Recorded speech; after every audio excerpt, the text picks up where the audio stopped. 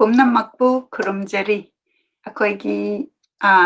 Sunday khudingi chathajarakpa People of Manipur hairiba series asida yengbibagidamakta ahanba maktada khurumjari yengbiribana akoigi technical li yare haibadu amutang confirm tawbirau akoigi sound video si yare haina confirm tawbirau aduga akoigi ngasigi People of Manipur sida lengsin biduna leire akoigi screen da mayamnasu hujik ubiramagani Maisnam Pushpakanta Singh. Brief introduction amatang pizage Maisnam Pushpakanta Singh si Chief Functionary of Sanity Foundation Rehabilitation Center for Drug User and Alcoholism ni Kwakathel Bazar da Laiba Rehab Center gi Chief Functionary oina laibibani akoina last ta cover tawzakre olegi wari masida yamna akoigi viewers singna yamna kanai akoida lan yamna oihowi imung manungda effect tawba the gi wari dusu amuk hena kanai haibadagi akoina amuk sinjabani masida ahanba maktada Pushpakanta Singhu akoigi program asida langbirakpagi damakta khurumjari welcome tawzari. And so the viewers may have already people of Manipur platforms to create a video. The channel P company, Monica, those who are in the targets of Fundopsin. Ahanbada akoina rehab center drug ki maramda wari sanadringaida Pushpakanta gi wari angang oiringagi wari kamaina horakhibano makoktagi hominasi aduga masi haizaraga angang oiringagi wari ningsingbiba madugi background amadi hujik oirak iba sida impact oiba relevant oiba wari khara libiyo. Noisy. Amakasu Hanna, Sigi People of Manipur platform, plus Sigi viewers may am so I decided and extent of the Sigi Simba platform is a laptop, so Maka I will invite the winner. Maybe the credit goes to Madame Sarozini, a Magisu, we are doing by Magisuma and Venus. Madame is in some way. Sigi Longsa Pamela and Slogic. The Amazon at the D. Unbelievable as a hammer tamba, the founder Yamasudaka, Kaino Dana Ziladiva, present moment the life key, becomes a past life in Singapore. I at the long story to know that a past history the Gee looks about. The past life to talk you now to the observe a Tomnaduna, courage to know a sing a present livelihood today, Mating with an low. As far as I in an example of that, I'm thinking I begin. I brought up secret pampered to you know the Harkina and Tomna. We see now, Tarpoki Manunda in a party, I know even Nina. A fatherness who a motherness about parents not. Pampered on Yolopi Kenosima, and who's good to Nissan, have the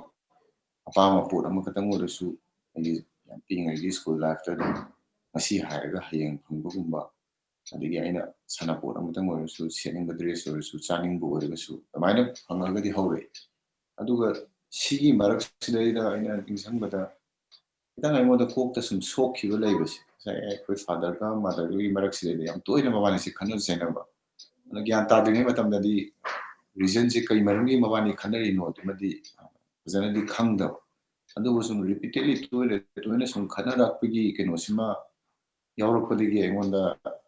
Tavan White the when he Canada Canada women at the Samuki Bumba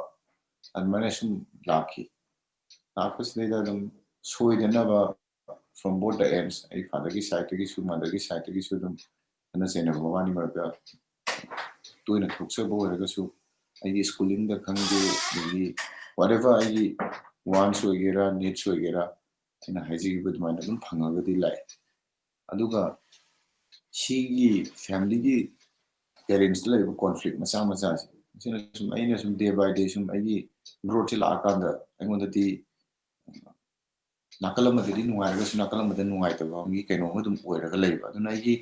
nungai na bagi sum kaino se kitang aina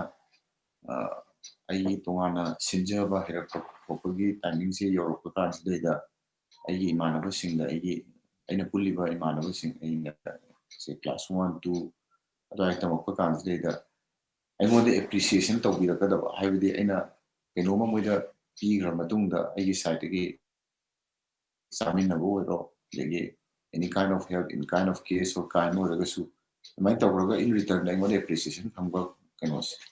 ꯁꯔꯀꯜꯁꯤꯗꯩꯗ ꯑꯩꯁꯦ ꯄꯨꯟꯕꯒꯤ ꯍꯩꯅꯕꯤꯁꯦ ꯁꯨꯝ ꯂꯥꯛꯑꯦꯕ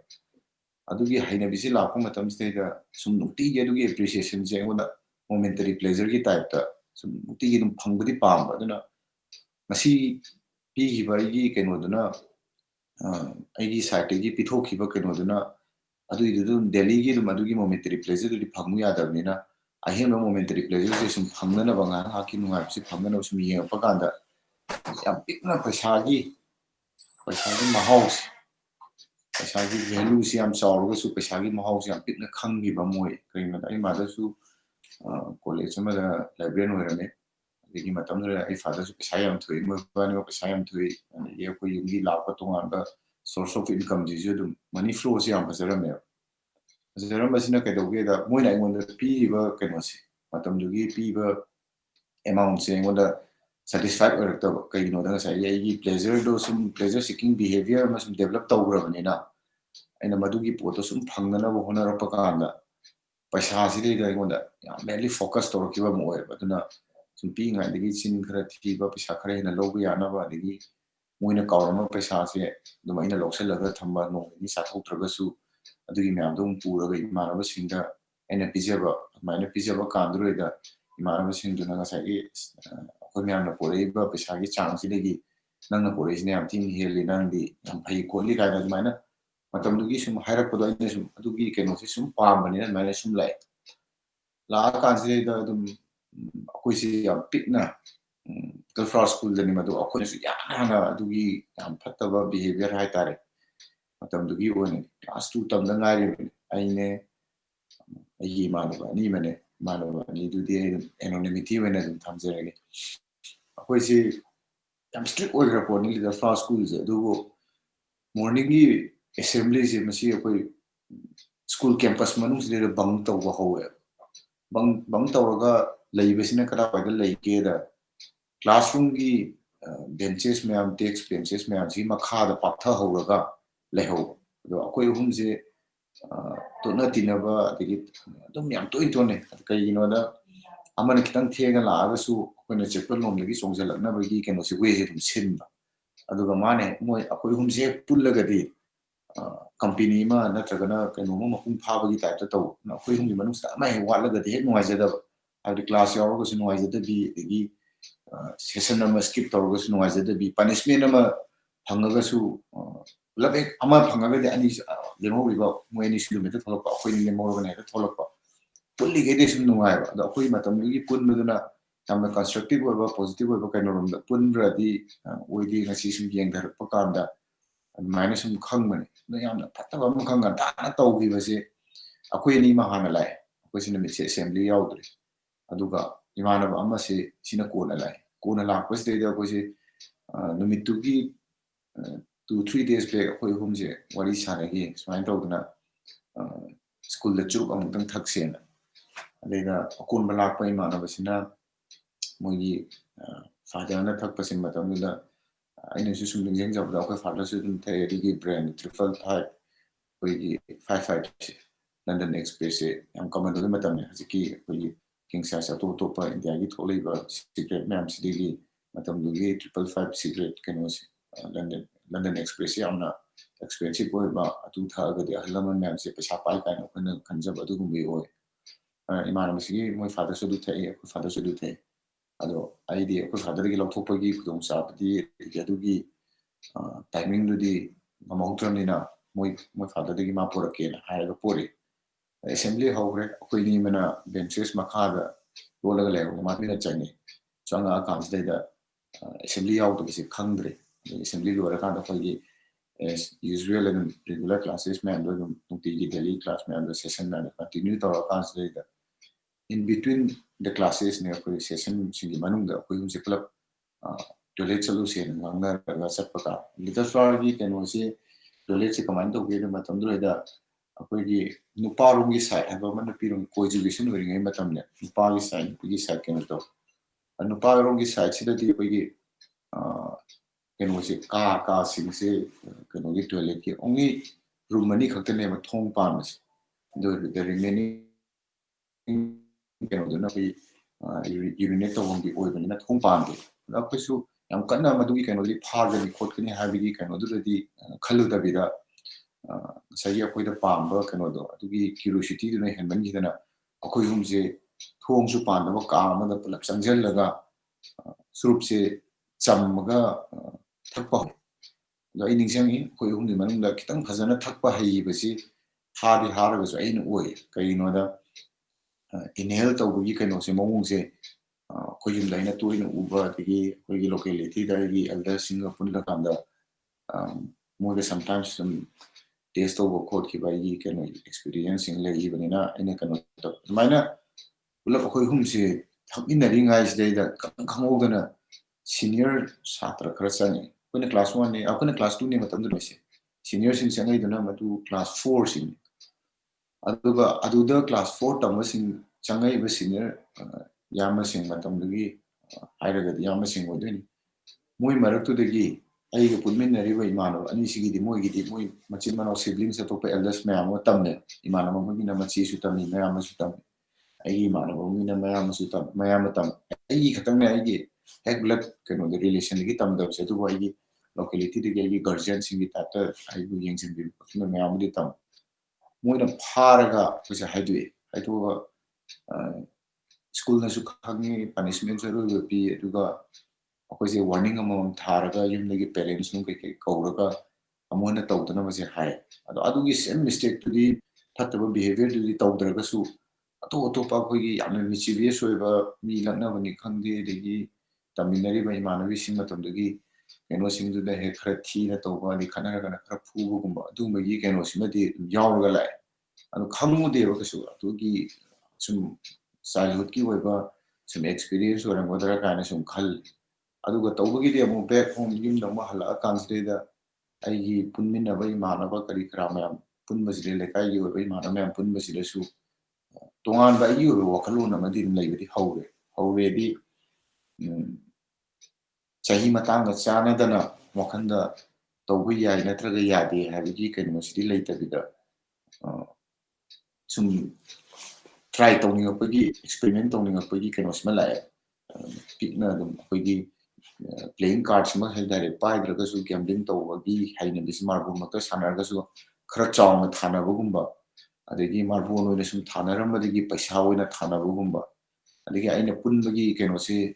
haina bisi aigi same batch ki marakta punbasiga aigi senior singi marakta punbasiga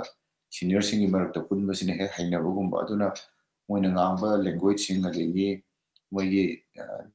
the way of the dress matam dugi moina dress up tabo mo adu magi imitation je moda yam thuna susan nagiba masu oe almani sum lakpa kaino sina suddenly akoi se little flower di class 4 loiraga 5 ta St Joseph ta akoi se changaga 5 simada kuno pa ngakta tambagi yam strict oiba oja sing yawramba kholamba tawbuduna sahi duma su akoi se sum manabai group ngakta oina lakpane na digi school atopa de su khara lai ado akoi se no pa ngakta oibagi miki laiki debagi sahi matang oibaga admaina sum tawraga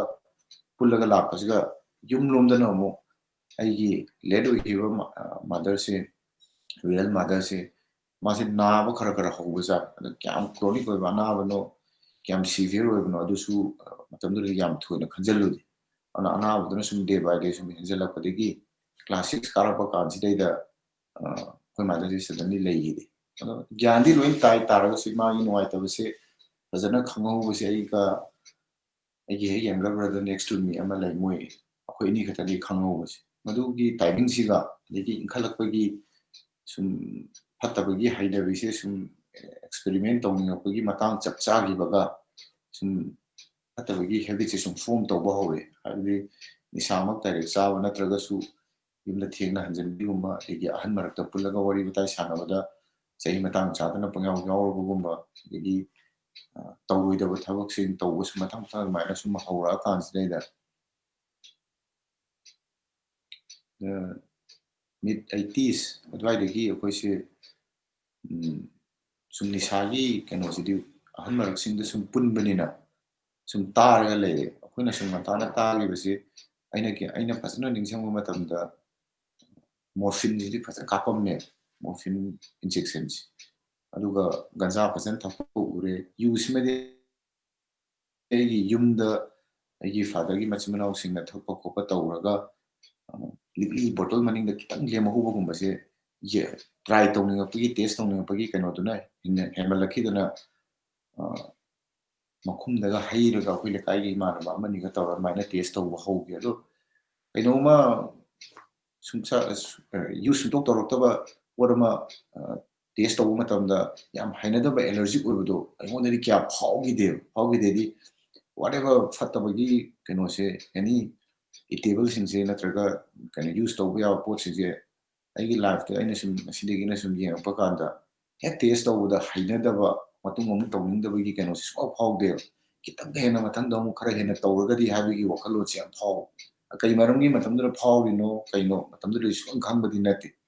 ꯑꯗꯨꯅ ꯉꯁꯥꯏꯒꯤ ꯏꯃꯥ ꯂꯩꯈꯤꯗꯕꯒꯤ ꯅꯨꯡꯉꯥꯏꯇꯕꯗꯨꯒ ꯑꯗꯒꯤ ꯑꯩꯈꯣꯏ ꯐꯥꯗꯔꯒ ꯑꯩꯒ distance ꯈꯤꯇꯪ ꯂꯩꯈꯤꯕꯅꯦ gap ꯈꯤꯇꯪ ꯂꯩꯈꯤꯕꯒ ꯈꯣꯠꯈꯤꯕꯒ ꯇꯧꯕꯗꯨꯗꯩꯗ ꯑꯩꯒꯤ ꯋꯥꯈꯜ ꯅꯨꯡꯉꯥꯏꯇꯕꯒꯤ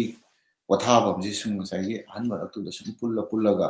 ꯃꯣꯏꯅ ꯇꯧꯕ ꯃꯌꯥꯝꯗꯨ ꯉꯥꯏꯍꯥꯛ ꯉꯥꯏꯍꯥꯛꯀꯤ ꯃꯥꯒꯤ ꯀꯤꯛꯇꯣ ꯁꯨꯝ ꯍꯥꯏꯗ꯭ꯔꯣꯏꯗ ꯁꯨꯝ ꯂꯩꯕꯗ ꯅꯨꯡꯉꯥꯏꯕꯗꯨ ꯁꯨꯝ ꯃꯤꯠꯅ ꯁꯨꯝ ꯎꯕꯅꯤꯅ ꯑꯩꯉꯣꯟꯗꯁꯨ ꯆꯥꯅꯤꯡ ꯊꯛꯅꯤꯡꯉꯛꯄꯒꯤ ꯀꯩꯅꯣꯝꯃ ꯂꯥꯛꯑꯒ ꯍꯪꯉꯨ ꯈꯣꯠꯂꯨ ꯇꯧꯕꯁꯤꯗꯩꯗ ꯃꯣꯏꯁꯨ ꯑꯩ ꯃꯥꯡꯍꯜꯂꯒꯦ ꯅꯠꯇ꯭ꯔꯒꯅ ꯑꯩꯒꯤ ꯂꯥꯏꯐꯁꯤꯃ ꯄꯨꯔꯥ ꯁ꯭ꯄꯣꯏꯜ ꯇꯧꯕꯤꯔꯒꯦꯅ ꯇꯧꯕꯤꯕꯃꯛꯇꯤ ꯑꯣꯏꯔꯝꯃꯣꯏ ꯑꯩꯅ ꯍꯪꯉꯨꯕꯗꯨꯒꯤ ꯄꯤꯔꯛꯄ ꯅꯣꯏ ꯇꯧꯔꯤꯗꯣ ꯀꯩꯅꯣ ꯍꯪꯉꯨꯔꯀꯥꯟꯗ ꯁꯤꯅꯤ ꯑꯗꯨ ꯀꯩꯗꯧꯅꯕ ꯇꯧꯔꯤꯅꯣ ꯀꯥꯏꯅ ꯍꯪꯉꯨꯔꯒ ꯁꯨꯃꯥꯏꯅ ꯇꯧꯋꯤ ꯀꯥꯏꯅ ꯇꯥꯛꯂꯛꯄꯁꯤꯗꯩꯗ ꯑꯩꯉꯣꯟꯗꯁꯨ ꯄꯨꯛꯅꯤꯡ ꯌꯥꯝ ꯆꯪꯅ ꯀꯩꯅꯣꯝꯃ ꯑꯅꯧꯕ ꯄꯣꯠ ꯑꯃ ꯑꯗꯒꯤ ꯑꯅꯧꯕ ꯅꯣꯂꯦꯖ ꯑꯃ ꯄꯤꯕꯒꯤ ꯇꯥꯏꯞꯇ ꯌꯥꯝ ꯃꯨꯟꯅ ꯇꯥꯔꯒ ꯑꯗꯨꯏꯗꯤ ꯑꯩꯉꯣꯟꯗꯁꯨ ꯇ꯭ꯔꯥꯏ ꯑꯝꯇꯪ ꯇꯧꯔꯒꯗꯤ ꯃꯣꯏꯅ ꯅꯨꯡꯉꯥꯏꯔꯤ ꯁꯨꯃꯥꯏꯅ ꯅꯨꯡꯉꯥꯏꯕ ꯐꯪꯅꯤꯅ ꯑꯗꯨ ꯑꯣꯏꯔꯒꯗꯤ ꯑꯩꯒꯤ ꯈꯤꯇꯪ ꯋꯥꯈꯜ ꯅꯨꯡꯉꯥꯏꯔꯛꯇꯕ ꯈꯣꯠꯄ ꯈꯤꯇꯪ ꯁꯕꯁꯥꯏꯠ ꯇꯧꯕ ꯌꯥꯏ ꯔꯤꯂꯤꯐ ꯈꯤꯇꯪ ꯐꯪꯅꯦꯅ ꯈꯜꯂꯨꯔꯒ ꯑꯗꯨꯃꯥꯏꯅ ꯁꯨꯝ ꯍꯧꯈꯤꯕꯅꯦ ꯅꯤꯁꯥ ꯆꯥꯕꯁꯦ ꯁꯨꯝ ꯑꯍꯥꯟꯕ ꯇꯦꯁꯇꯒꯤ ꯍꯧꯔꯒ ꯅꯦꯛꯁꯇ ꯁꯨꯝ ꯅꯨꯡꯉꯥꯏꯕꯒꯤ ꯑꯗꯒꯤ ꯑꯣꯀꯦꯖꯅꯦꯂꯤ ꯆꯥꯕ ꯑꯗꯒꯤ ꯏꯃꯥꯟꯅꯕ ꯃꯌꯥꯝ ꯄꯨꯜꯂꯒ ꯆꯥꯕ ꯑꯗꯨꯃꯥꯏꯅ ꯁꯨꯝ ꯇꯞ ꯇꯞꯅ ꯍꯧꯔꯛꯑꯒ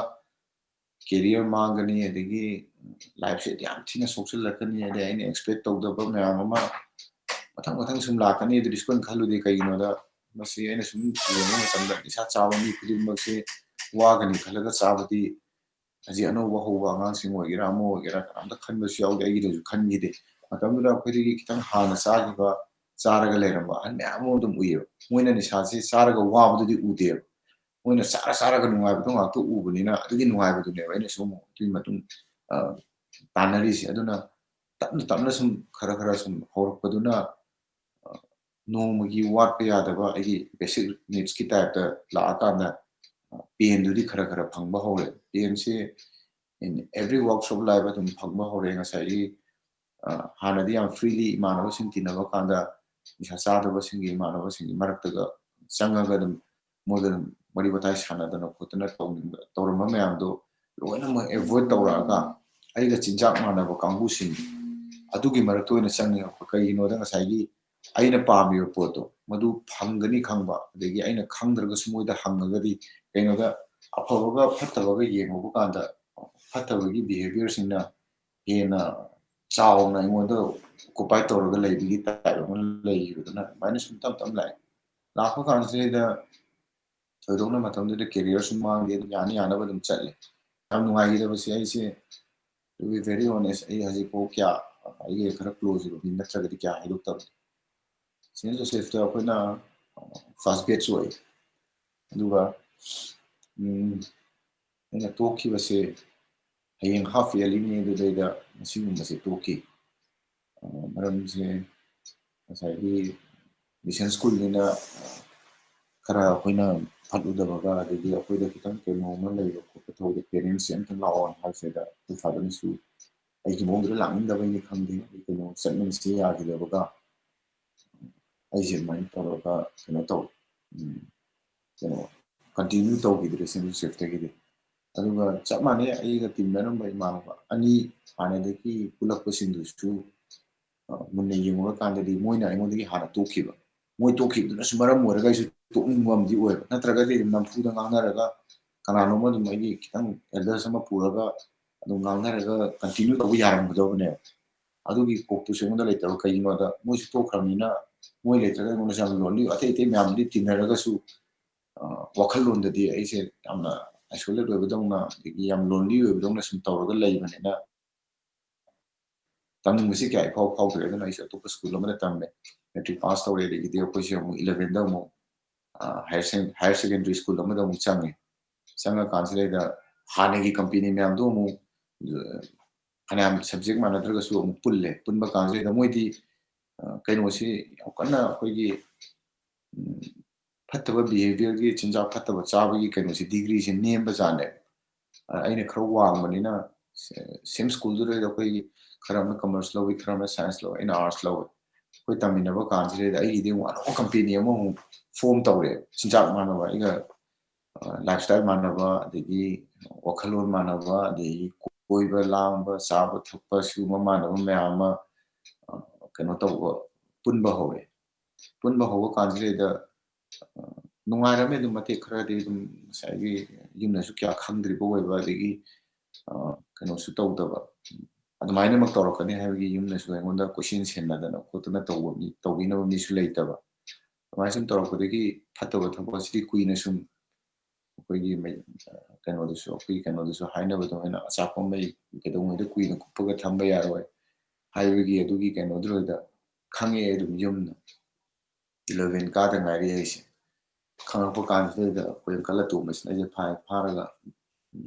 ꯄꯨꯂꯤꯁꯇ ꯁꯤꯟꯅꯩ ꯄꯨꯂꯤꯁꯇ ꯁꯤꯟꯅꯕ ꯀꯥꯟꯁꯤꯗꯩꯗ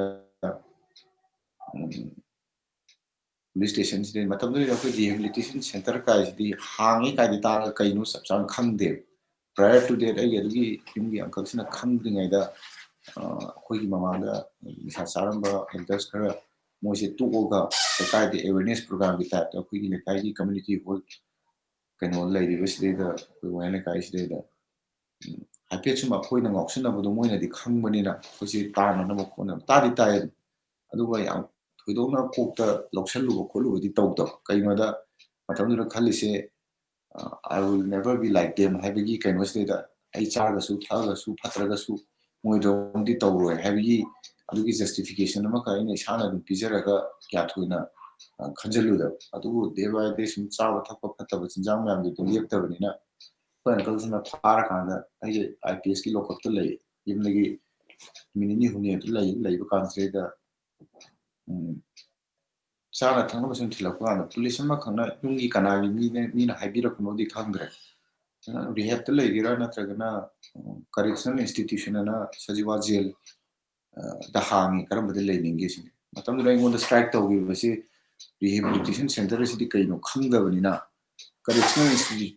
ꯍꯧꯖꯤꯛꯀꯤ ꯁꯖꯤꯋꯥ ꯖꯦꯜꯗ ꯍꯥꯡꯉꯤꯕ ꯀꯔꯦꯛꯁꯅꯦꯜ ꯏꯟꯁꯇꯤꯇ꯭ꯌꯨꯁꯟꯁꯤꯗꯗꯤ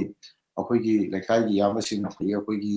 ꯔꯤꯂꯦꯇꯤꯞꯁ ꯑꯪꯀꯜ ꯊꯣꯛꯄꯁꯤꯡ ꯂꯩꯈꯤ ꯍꯥꯏꯕꯅꯤꯅ ꯃꯅꯨꯡꯒꯤ ꯃꯥꯒꯤ ꯁꯇ꯭ꯔꯛꯆꯔꯁꯤ ꯀꯔꯤ ꯑꯣꯏꯒꯦꯗꯤ ꯈꯪꯗꯦꯕ ꯍꯦꯛ ꯆꯪꯕꯒ ꯃꯣꯏꯒ ꯂꯩꯃꯤꯟꯅꯗꯣꯏꯅꯦ ꯍꯥꯏꯕꯒꯤ ꯀꯩꯅꯣꯁꯤꯗꯩꯗ ꯍꯧꯖꯤꯛꯀꯤ ꯀꯔꯦꯛꯁꯅꯦꯜ ꯏꯟꯁꯇꯤꯇ꯭ꯌꯨꯁꯟꯁꯤꯗ ꯂꯩꯒꯦꯅ ꯑꯗꯨꯃꯥꯏꯅ ꯂꯩꯕ ꯑꯣꯏꯅ ꯆꯪꯈꯤꯌꯦꯕ ꯆꯪꯕ ꯀꯥꯟꯁꯤꯗꯩꯗ ꯆꯪꯉꯨꯔꯀꯥꯟꯗꯗꯤ ꯉꯁꯥꯏꯒꯤ ꯖꯦꯜꯒꯤ ꯕꯦꯅꯔ ꯃꯈꯥꯗꯨꯗꯩꯗ ꯀꯔꯦꯛꯁꯅꯦꯜ ꯏꯟꯁꯇꯤꯇ꯭ꯌꯨꯁꯟ ꯑꯅ ꯍꯥꯏꯔꯝꯕꯒꯤ ꯋꯥꯅꯤ ꯀꯩꯒꯤꯅꯣꯗ ꯃꯇꯝꯗꯨꯗꯩꯗ ꯅꯤꯁꯥ ꯆꯥꯕꯒ ꯑꯗꯒꯤ ꯑꯩꯈꯣꯏꯒꯤ ꯃꯦꯟꯇꯦꯜꯂꯤ ꯍꯦꯟꯗꯤꯀꯦꯞ ꯑꯣꯏꯕ ꯑꯗꯒꯤ ꯂꯨꯅꯥꯇꯤꯛ ꯀꯥꯡꯕꯨ ꯁꯥꯏꯀꯥꯏꯇ꯭ꯔꯤꯛ ꯄ꯭ꯔꯣꯕ꯭ꯂꯦꯝ ꯂꯩꯕ ꯑꯗꯨꯒꯨꯝꯕ ꯉꯥꯛꯇ ꯊꯝꯕꯒꯤ ꯍꯧꯖꯤꯛꯀꯥꯟꯒꯤ ꯍꯧꯖꯤꯛ ꯂꯩꯔꯤꯕ ꯄ꯭ꯔꯤꯖꯅꯔ ꯃꯌꯥꯝꯁꯤꯒꯤ ꯂꯩꯔꯤꯕ ꯔꯤꯂꯦꯇꯦꯠ ꯀꯦꯁꯦꯁ ꯃꯌꯥꯝꯗꯨꯗꯤ ꯊꯝꯗꯕꯅꯤ ꯑꯗꯨꯒꯤ ꯀꯔꯦꯛꯁꯅꯦꯜ ꯏꯟꯁꯇꯤꯇ꯭ꯌꯨꯁꯟ ꯍꯥꯏꯕ ꯑꯣꯏꯔꯝꯕꯖꯥꯠꯅꯦ ꯑꯗꯨꯗ ꯂꯩꯒꯦꯅ ꯂꯩꯔꯀꯥꯟꯗꯨꯗꯗꯤ ꯑꯩꯈꯣꯏꯒꯤ ꯍꯧꯖꯤꯛꯀꯤ ꯇꯧꯅꯔꯤꯕ ꯔꯤꯍꯦꯕꯤꯂꯤꯌꯦꯠ ꯇꯧꯕ ꯌꯥꯅꯕꯒꯤ ꯑꯩꯈꯣꯏꯁꯦ ꯃꯣꯇꯤꯚꯦꯠ ꯇꯧꯕꯤꯅꯕꯒꯤ ꯑꯗꯨꯝꯕꯩꯗ ꯑꯃꯨꯛ ꯌꯥꯎꯗ꯭ꯔꯦ ꯃꯅꯨꯡꯗꯨꯗ ꯊꯦꯡꯅꯔꯤꯁꯤꯗꯤ ꯉꯁꯥꯏꯒꯤ ꯂꯝ ꯂꯝꯒꯤ ꯀꯩꯅꯣ ꯃꯌꯥꯝ ꯑꯃ ꯊꯦꯡꯅꯕꯅꯤꯅ ꯄꯣꯠꯁꯦ ꯑꯃꯨꯛ ꯍꯦꯟꯅ ꯇꯣꯛꯅꯅꯕ ꯐꯅꯅꯕꯒꯤ ꯀꯩꯅꯣꯁꯤꯗꯗꯤ ꯋꯥꯔꯤ ꯁꯥꯟꯅꯕꯒꯤ ꯃꯍꯨꯠꯇ ꯍꯦꯟꯅ ꯁꯪꯒ ꯆꯥꯎꯊꯣꯛꯅꯕꯒꯨꯝꯕꯒꯤ ꯑꯗꯒꯤ ꯌꯨꯝꯗ ꯍꯦꯟꯅ ꯔꯤꯖꯦꯟꯃꯦꯟ ꯊꯝꯅꯅꯕꯒꯤ ꯄꯣꯠ ꯑꯗꯨꯝꯕꯒꯤ ꯋꯥꯔꯤꯗꯣ ꯑꯣꯏꯅ ꯁꯥꯟꯅꯕꯅꯤꯅ 45 days ꯁꯨꯕꯁꯤꯗꯩꯗ ꯌꯨꯝꯗꯁꯨ ꯂꯧꯊꯣꯛꯇꯦ ꯀꯃꯥꯏꯅꯁꯨ ꯊꯣꯛꯏꯅꯣꯁꯨ ꯑꯩꯁꯨ ꯈꯪꯗꯦ ꯑꯩꯅ ꯑꯣꯏꯅ ꯉꯥꯡꯅꯔꯒ ꯊꯣꯛꯑꯦ ꯁꯦꯜꯐ ꯔꯤꯂꯤꯁꯀꯤ ꯇꯥꯏꯞꯅꯤ ꯑꯩꯈꯣꯏꯒꯤ ꯖꯦꯜꯒꯤ ꯋꯥꯔꯗꯦꯟ ꯑꯃꯗ ꯉꯥꯡꯅꯔꯒ ꯁꯨꯃꯥꯏꯅ ꯃꯄꯥꯟ ꯊꯣꯛꯑꯀꯥꯟꯗ ꯅꯪꯅ ꯑꯩꯒꯤ ꯂꯧꯊꯣꯛꯄꯗ ꯔꯤꯂꯤꯁ ꯑꯣꯏꯔꯒ ꯄꯨꯔꯛꯄꯗ ꯆꯪꯒꯗꯕ ꯄꯩꯁꯥꯗꯨꯒꯤ ꯗꯕꯜ ꯗ ꯇꯥꯏꯝꯁ ꯑꯩ ꯄꯤꯒꯦ ꯈꯣꯠꯀꯦꯅ ꯑꯗꯨꯃꯥꯏꯅ ꯃꯦꯅꯤꯄꯨꯂꯦꯠ ꯇꯧꯔꯒ ꯑꯩꯁꯦ ꯊꯣꯛꯂꯛꯈꯤ ꯊꯣꯛꯂꯛꯑꯒ ꯇꯣꯛꯑꯒꯦ ꯁꯨꯃꯥꯏꯅ ꯆꯥꯔꯨꯕꯗꯒꯤ ꯊꯛꯎꯕꯗꯒꯤ ꯁꯨꯃꯥꯏꯅ ꯆꯪꯕꯅꯤꯅ ꯃꯁꯤ ꯇꯣꯛꯑꯒꯦ ꯂꯥꯏꯐꯇꯁꯨ ꯌꯥꯝꯅ ꯀꯥꯟꯅꯕ ꯄꯣꯠꯁꯨ ꯑꯣꯏꯗꯕꯅꯤꯅ ꯑꯗꯨ ꯈꯟꯕꯒꯤ ꯃꯍꯨꯠꯇ ꯍꯦꯟꯅ ꯏꯊꯟꯇ ꯀꯩ ꯍꯥꯏꯅꯤ ꯐꯠꯇꯅꯤꯡꯉꯥꯏꯒꯤ ꯉꯁꯥꯏꯒꯤ ꯑꯩꯒꯤꯗꯃꯛꯇ ꯉꯁꯥꯏꯒꯤ ꯑꯪꯀꯜꯗꯨꯅ ꯐꯥꯔꯒ ꯊꯝꯈꯤꯕ ꯈꯣꯠꯈꯤꯕ ꯑꯩ ꯐꯅꯅꯕꯅꯤ ꯈꯣꯠꯅꯕꯅꯦꯅ ꯑꯗꯨꯃꯥꯏꯅ ꯌꯥꯝ ꯄꯣꯖꯤꯇꯤꯚꯂꯤ ꯈꯟꯕꯗꯨ ꯉꯝꯗꯕꯅꯤꯅ ꯀꯩꯗꯧꯕꯒꯤ ꯃꯣꯏ ꯑꯗꯨꯃꯥꯏꯅ ꯈꯜꯂꯕꯅꯤನ ꯆꯥꯁꯜꯂꯒꯦ ꯃꯣꯏꯁꯨ ꯏꯖꯠ ꯍꯔꯥꯝ ꯑꯣꯏꯅꯅꯕ ꯍꯥꯏꯕꯒꯤ ꯀꯩꯅꯣꯁꯤꯗꯩꯗ ꯑꯗꯨꯝ ꯃꯊꯪ ꯃꯊꯪ ꯆꯥꯊꯔꯦ ꯆꯥꯕ ꯆꯥꯔꯦ ꯆꯥꯕ ꯍꯥꯏꯁꯤ ꯑꯩꯒꯤ ꯕꯦꯠꯁꯇ ꯍꯧꯖꯤꯛ ꯀꯅꯥꯝ ꯂꯩꯇ꯭ꯔꯦꯗꯤ ꯑꯣꯜꯃꯣꯁ ꯑꯅꯝꯕꯅ ꯑꯩꯒ ꯆꯥꯃꯤꯟꯅꯕ ꯌꯥꯝ ꯀ꯭ꯂꯣꯖ ꯑꯣꯏꯅ ꯄꯨꯜꯂꯝꯕ ꯀꯣꯂꯤꯛꯇꯗꯤ ꯑꯣꯜꯃꯣꯁ ꯂꯦꯞ ꯑꯣꯏꯈꯤꯕꯅꯁꯨ ꯑꯅꯝꯕ ꯉꯥꯛꯇꯅꯤ ꯑꯗꯨꯅ ꯑꯩ ꯅꯨꯄꯤ ꯊꯤꯔꯦ ꯅꯨꯄꯤ ꯊꯤꯗ꯭ꯔꯤꯉꯩꯗꯒꯤ ꯆꯥꯔꯛꯄꯗꯨꯅ ꯅꯨꯄꯤ ꯊꯤꯔꯦ ꯅꯨꯄꯤ ꯊꯤꯔꯒ ꯆꯥꯕꯁꯤꯅ ꯏꯆꯥꯅꯨꯄꯥ ꯑꯃ ꯐꯪꯉꯦ ꯑꯗꯨꯝ ꯆꯥꯊꯔꯛꯄꯁꯤꯅ ꯃꯔꯛꯇꯕꯨꯗꯤ ꯑꯣꯟ ꯑꯦꯟ ꯑꯣꯐ ꯈꯔ ꯇꯧꯋꯤ ꯑꯗꯣ ꯆꯥꯕꯒꯤ ꯆꯍꯤꯁꯤꯅ ꯁꯥꯡꯗꯅ ꯑꯩꯒꯤ ꯏꯆꯥꯅꯨꯄꯥ ꯑꯃꯈꯛꯇꯪ ꯌꯥꯎꯕꯁꯤꯅ ꯐꯖꯅ ꯃꯦꯆꯤꯌꯣꯔ ꯑꯣꯏꯔꯒ ꯒ꯭ꯌꯥꯟ ꯇꯥꯔꯐꯥꯎꯗ ꯑꯩ ꯇꯣꯛꯇꯦꯕ ꯑꯗꯣ ꯏꯁꯣꯔꯒꯤ ꯕꯥꯏ ꯗ ꯒ꯭ꯔꯦꯁ ꯑꯣꯐ ꯒꯣꯗ ꯍꯥꯏꯕ ꯌꯥꯏ ꯀꯩꯒꯤꯅꯣꯗ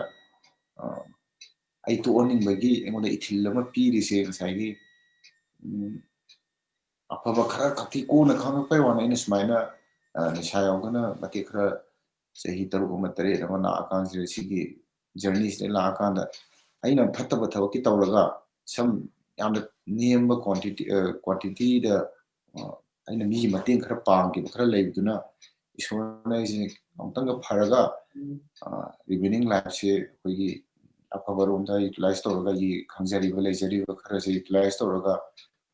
ꯈꯤꯇꯪ ꯐ꯭ꯔꯨꯠꯐꯨꯜ ꯑꯣꯏꯅ ꯍꯤꯡꯉꯣ ꯍꯥꯏꯕꯒꯤ ꯀꯩꯅꯣꯗ 2014ꯒꯤ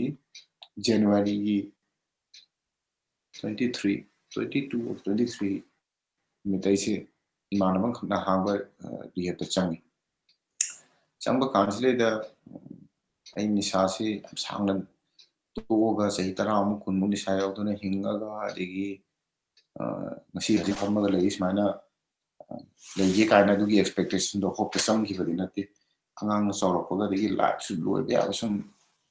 ꯑꯦꯚ꯭ꯔꯤ ꯂꯦꯚꯦꯜꯗ ꯑꯦꯚ꯭ꯔꯤ ꯑꯦꯔꯤꯌꯥꯗ ꯌꯦꯡꯕ ꯀꯥꯟꯁꯤꯗꯩꯗ ꯁꯨꯝ ꯂꯧꯈꯠꯅꯤꯡꯉꯥꯏ ꯑꯝꯇ ꯌꯥꯎꯔꯛꯇꯕ ꯑꯗꯨꯒꯤ ꯁꯨꯝ ꯌꯦꯡꯉꯀꯥꯟꯁꯤꯗ ꯑꯦꯠꯂꯤꯁ ꯑꯉꯥꯡꯁꯨ ꯆꯥꯎꯔꯕꯅꯤꯅ ꯍꯌꯦꯡ ꯑꯩꯅꯁꯨ ꯀꯩꯝꯇ ꯊꯝꯕꯤꯔꯝꯕꯁꯨ ꯉꯝꯕꯁꯨ ꯅꯠꯇꯕꯅꯤꯅ ꯁꯨꯝ ꯁꯣꯔꯠ ꯗ꯭ꯌꯨꯔꯦꯁꯟ ꯑꯃꯈꯛꯇꯪ ꯑꯣꯏꯔꯁꯨ ꯅꯤꯁꯥꯁꯤ ꯌꯥꯎꯗꯅ ꯀ꯭ꯂꯤꯟ ꯑꯣꯏꯅ ꯁꯤꯔꯒꯁꯨ ꯑꯩꯉꯣꯟꯗ ꯄꯦꯟꯖꯒꯗꯧꯕꯒꯤ ꯋꯥꯈꯜꯂꯣꯟ ꯑꯃꯈꯛ ꯂꯥꯛꯈꯤꯕꯅꯤ ꯑꯗꯨꯅꯁꯨ ꯑꯩꯁꯦ ꯆꯪꯈꯤꯕꯅꯤ ꯆꯪꯕꯁꯤꯗꯩꯗ ꯑꯩ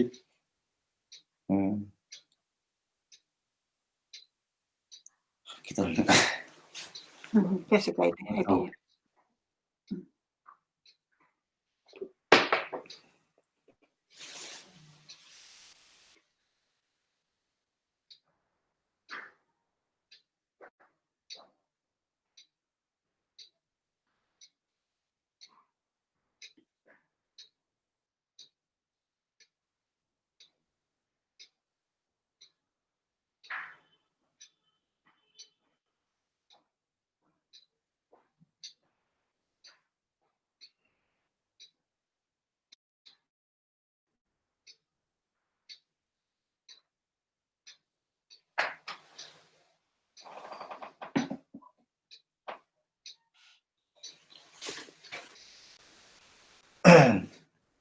ꯌꯥꯝ ꯃꯃꯥꯡꯗ ꯑꯩꯁꯦ ꯑꯗꯨꯝ ꯆꯪꯈꯤꯕ ꯔꯤꯍꯦꯞ ꯈꯔꯁꯨ ꯆꯪꯈ꯭ꯔꯦ ꯑꯗꯨꯝ 10-15 ꯇꯥꯏꯝꯁꯃꯨꯛꯇꯤ ꯑꯗꯨꯝ ꯂꯥꯁꯀꯤ ꯑꯣꯏꯅ ꯑꯩꯅ ꯆꯪꯕꯁꯤꯗꯩꯗ ꯑꯩꯒꯤ ꯋꯤꯂꯤꯡꯅꯦꯁꯁꯦ ꯑꯃꯨꯛꯇꯪꯗꯤ ꯁꯥꯡꯕ ꯁꯥꯡꯗꯕ ꯃꯇꯦꯛ ꯈꯔ ꯇꯣꯛꯑꯒ ꯂꯩꯕ ꯉꯝꯕ꯭ꯔꯥ ꯌꯦꯡꯒꯦꯅ ꯑꯗꯨꯃꯥꯏꯅ ꯑꯩꯁꯦ 15 days ꯈꯛ ꯂꯩꯒꯦꯅ ꯏꯃꯥꯟꯅꯕꯁꯤꯅ ꯉꯥꯡꯅꯔꯒ ꯆꯪꯕꯅꯤ ꯑꯗꯣ ꯁꯨꯝ ꯃꯥꯅꯁꯨ ꯇꯧꯕꯤꯔꯛꯄ ꯏꯃꯥꯟꯅꯕꯗꯨꯅ ꯇꯧꯕꯤꯔꯛꯄ ꯇ꯭ꯔꯤꯠꯇꯨꯅ ꯑꯩꯁꯦ ꯈꯤꯇꯪ ꯁꯥꯡꯊꯅ 1 month-ꯀꯨꯝꯕꯗꯤ ꯂꯩꯔꯒꯦꯅ ꯂꯩꯕ ꯍꯧꯔꯛꯑꯀꯥꯟꯁꯤꯗ ꯑꯟꯐꯣꯔꯆꯨꯅꯦꯠꯂꯤ ꯃꯅꯨꯡꯗ ꯑꯩꯈꯣꯏꯒꯤ ꯁꯨꯝ ꯀ꯭ꯔꯥꯏꯁꯤꯁ ꯃꯆꯥ ꯑꯃꯈꯛ ꯊꯣꯛꯑꯦ ꯈꯠꯅ ꯆꯩꯅꯕ ꯐꯨꯅꯕꯗꯤ ꯅꯠꯇꯕ ꯑꯩꯈꯣꯏ ꯑꯦꯃꯪꯗ ꯀꯩꯅꯣꯅꯤ ꯑꯩꯈꯣꯏ ꯀ꯭ꯂꯥꯏꯟ ꯑꯣꯏꯅ ꯂꯩꯃꯤꯟꯅꯕ ꯑꯩꯈꯣꯏ ꯃꯔꯛꯇ ꯃꯤꯁꯑꯟꯗꯔꯁꯇꯦꯟꯗꯤꯡ ꯈꯔ ꯊꯣꯛꯂꯛꯄꯗꯒꯤ ꯑꯩ ꯏꯊꯟꯗ ꯆꯍꯤ ꯃꯇꯥꯡꯗꯨꯅ ꯑꯩꯈꯣꯏꯅꯁꯨ ꯈꯔ ꯁꯤꯅꯤꯌꯔ ꯑꯣꯏꯔꯕꯅꯤꯅ ꯏꯀꯥꯏꯔꯛꯄꯗꯒꯤ ꯑꯩꯅ ꯏꯃꯥꯟꯅꯕꯁꯤꯗ ꯔꯤꯀ꯭ꯋꯦꯁ ꯇꯧꯔꯒ ꯑꯩ ꯊꯣꯛꯑꯒꯦ ꯈꯟꯗꯤ ꯈꯜꯂꯦ ꯃꯇꯝꯗꯨꯗ ꯑꯩꯅ ꯊꯣꯛꯏꯗꯣ 11 daysꯇꯅꯦ ꯑꯗ 11 daysꯇ ꯊꯣꯛꯑꯒ ꯑꯩꯅ ꯇꯧꯗꯣꯏꯁꯤ ꯀꯩꯅꯣ ꯑꯗ ꯑꯩꯒꯤ ꯋꯥꯈꯜꯁꯤꯗꯩꯗ ꯑꯩꯅ between those 10 days ꯑꯩꯅ ꯈꯟꯈꯤꯕꯁꯦ ꯑꯩ ꯊꯣꯛꯑꯒ ꯅꯤꯁꯥ ꯇꯣꯛꯅꯅꯕꯒꯤꯗꯃꯛꯇ ꯑꯦꯅꯤ ꯂꯦꯡꯇ ꯑꯇꯣꯞꯄ ꯃꯌꯥꯝ ꯑꯩꯅ ꯈꯪꯕ ꯈꯔ ꯂꯩꯌꯦꯕ ꯃꯣꯏ ꯃꯔꯛꯇꯨꯗ ꯑꯩ ꯃꯤꯛꯁ ꯑꯞ ꯇꯧꯔꯒ ꯂꯩꯒꯦ ꯑꯗꯨꯒ ꯑꯩꯈꯣꯏꯒꯤ ꯑꯣꯏꯕ ꯁꯨꯝ ꯄꯨꯟꯕ ꯌꯥꯕ ꯁꯨꯝ ꯊꯦꯔꯥꯄꯦꯇꯤꯛ ꯀꯝꯃ꯭ꯌꯨꯅꯤꯇꯤꯒꯤ ꯇꯥꯏꯞꯇ ꯁꯨꯝ ꯑꯩꯈꯣꯏꯒꯤ ꯍꯥꯟꯅ ꯆꯥꯔꯝꯃꯒ ꯇꯣꯛꯄ ꯁꯨꯝ ꯑꯩꯅꯁꯨ ꯃꯁꯛ ꯈꯪꯕ ꯑꯗꯒꯤ ꯇꯣꯛꯑꯒ ꯂꯩꯕ ꯃꯐꯝ ꯃꯣꯏ ꯃꯄꯥꯟꯗ ꯄꯨꯟꯕ ꯃꯐꯝꯁꯤꯡꯗꯨꯗ ꯑꯩ ꯃꯣꯏꯗ ꯑꯦꯇꯦꯆ ꯇꯧꯔꯒ ꯂꯩꯔꯒꯗꯤ ꯑꯩꯁꯦ ꯑꯣꯟ ꯑꯦ ꯗꯦꯂꯤ ꯕꯦꯁꯤꯁꯁꯦ ꯑꯗꯨꯝ ꯍꯥꯟꯅ ꯅꯤꯁꯥ ꯆꯥꯔꯝꯃꯒꯁꯨ ꯅꯣꯡꯃꯒꯤꯁꯨ ꯑꯗꯨꯝ ꯇꯣꯛꯑ ꯂꯩꯕ ꯉꯝꯅꯤ ꯍꯥꯏꯕꯒꯤ ꯋꯥꯈꯜꯂꯣꯟꯗ ꯊꯣꯛꯂꯛꯑꯦ ꯊꯣꯛꯂꯛꯑꯒ ꯂꯥꯏꯔꯤꯛ ꯌꯥꯝ ꯐꯕꯗꯒꯤ ꯑꯩꯈꯣꯏꯗꯤ ꯑꯩꯉꯣꯟꯗꯒꯤꯗꯤ ꯈꯔ ꯖꯨꯅꯤꯌꯔ ꯑꯣꯏꯕ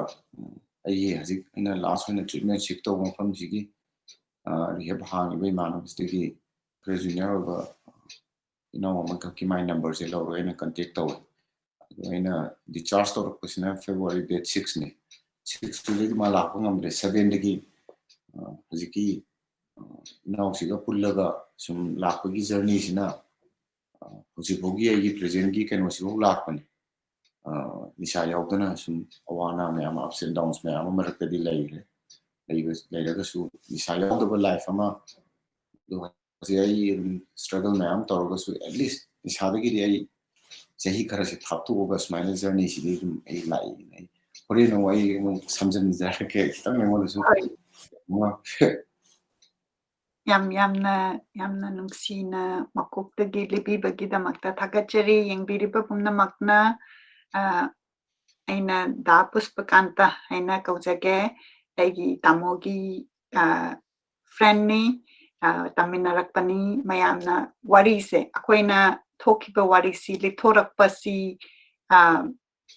it takes courage it takes a lot of thoughts and feeling ꯑꯗꯣ ꯍꯧꯖꯤꯛ ꯑꯩꯈꯣꯏ ꯃꯌꯥꯝꯗ ꯃꯔꯤꯛ ꯆꯨꯝꯅ ꯑꯉꯥꯡ ꯑꯣꯏꯔꯤꯉꯩꯗꯒꯤ ꯀꯃꯥꯏꯅ ꯍꯧꯔꯛꯑꯀꯥꯟꯗ ꯗ꯭ꯔꯒ ꯂꯣꯝꯗ ꯆꯪꯈꯤꯕꯅꯣ ꯍꯥꯏꯅ ꯃꯔꯤꯛ ꯆꯨꯝꯅ ꯂꯤꯕꯤꯕꯁꯤ ꯊꯧꯅꯥ ꯌꯥꯎꯏ ꯃꯁꯤꯒꯤꯗꯃꯛꯇ ꯌꯦꯡꯕꯤꯔꯤꯕ ꯄꯨꯝꯅꯃꯛꯅ ꯂꯚ ꯑꯦꯟ ꯂꯥꯏꯛ ꯊꯥꯕꯤꯔꯛꯎ ꯀꯣꯏꯁꯟ ꯍꯪꯕꯤꯔꯛꯎ ꯀꯔꯤ ꯈꯪꯅꯤꯡꯕ ꯂꯩꯕꯒꯦ ꯍꯥꯏꯕꯗꯨ ꯁꯣꯏꯗꯅ ꯍꯪꯕꯤꯔꯛꯎ ꯑꯩꯈꯣꯏ ꯃꯌꯥꯝ ꯈꯪꯃꯤꯟꯅꯁꯤ ꯀꯔꯤꯒꯤꯅꯣ ꯍꯥꯏꯔꯒ ꯑꯩꯈꯣꯏꯒꯤ ꯃꯅꯤꯄꯨꯔꯒꯤ ꯍꯧꯖꯤꯛꯀꯤ ꯁꯤꯆꯨꯋꯦꯁꯟꯁꯤꯗ ꯗ꯭ꯔꯒ ꯆꯥꯕ ꯅꯤꯁꯥ ꯆꯥꯕꯁꯤꯅ ꯊꯜꯂꯒ ꯂꯩꯕꯁꯤ ꯀꯃꯥꯏꯅ ꯆꯨꯝꯊꯣꯛꯑꯒ ꯀꯃꯥꯏꯅ ꯁꯦꯝꯗꯣꯛꯑꯀꯥꯟꯗ ꯗ꯭ꯔꯒ ꯌꯥꯎꯗꯕ ꯄꯨꯟꯁꯤ ꯂꯥꯛꯄ ꯌꯥꯕꯒꯦ ꯍꯥꯏꯕꯗꯨ ꯈꯟꯅꯃꯤꯟꯅꯁꯤ ꯍꯥꯏꯅ ꯍꯥꯏꯖꯒꯦ ꯑꯃꯨꯛꯇ ꯌꯦꯡꯕꯤꯌꯨ ꯗꯗꯥ ꯃꯌꯥꯝꯅ ꯂꯚ ꯑꯦꯟ ꯂꯥꯏꯛ ꯊꯥꯕꯤꯔꯛꯏꯁꯤ ꯃꯌꯥꯝꯅ ꯊꯥꯕꯤꯔꯛꯏ ꯊꯦꯡꯛ ꯌꯨ ꯊꯥꯕꯤꯔꯛꯈꯣ ꯌꯥꯝꯅ ꯍꯧꯖꯤꯛꯀꯤ ꯃꯈꯥ ꯇꯥꯕ ꯋꯥꯔꯤꯁꯤ ꯆꯠꯇ꯭ꯔꯤꯉꯩꯗ ꯉꯁꯥꯏ ꯍꯥꯏꯕꯤꯈꯤꯕ ꯗ ꯈꯤꯇꯪ ꯑꯩꯍꯥꯛ ꯀꯣꯏꯁꯟ ꯍꯪꯖꯒꯦ ꯑꯍꯥꯟꯕꯗ ꯌꯥꯝꯅ ꯅꯧꯅ ꯍꯧꯈꯤꯀꯣ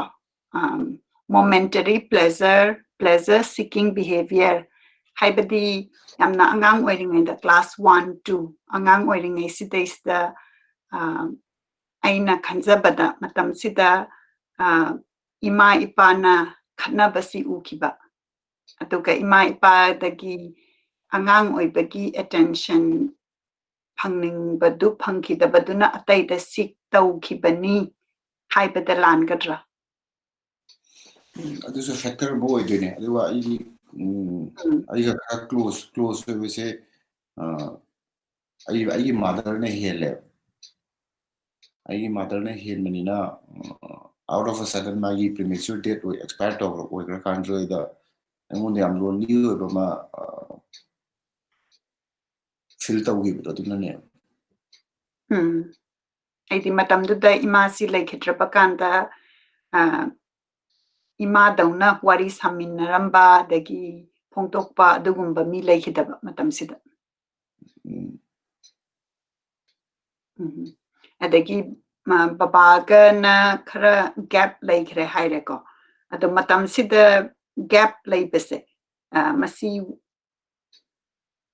ꯗꯥ ꯄꯨꯁꯄꯀꯥꯟꯇꯒꯤ ꯑꯦꯛꯁꯄꯦꯛꯇꯦꯁꯟꯗ ꯀꯔꯤ ꯍꯥꯏꯅ ꯇꯧꯔꯝꯃꯒꯗꯤ ꯈꯔ ꯐꯅꯤ ꯍꯥꯏꯅ ꯈꯜꯂꯤ ꯍꯥꯏꯕꯗꯤ ꯋꯥꯔꯤ ꯁꯥꯕꯒꯨꯝꯕ ꯃꯇꯝ ꯁ꯭ꯄꯦꯟ ꯇꯧꯕꯒꯨꯝꯕꯗ ꯑꯣꯏꯒꯗꯧꯔꯤꯕ꯭ꯔꯥ ꯑꯩꯈꯣꯏ ꯃꯌꯥꯝ ꯌꯦꯡꯕꯤꯔꯤꯕ ꯃꯌꯥꯝꯁꯤꯅ ꯈꯪꯍꯧꯅꯕ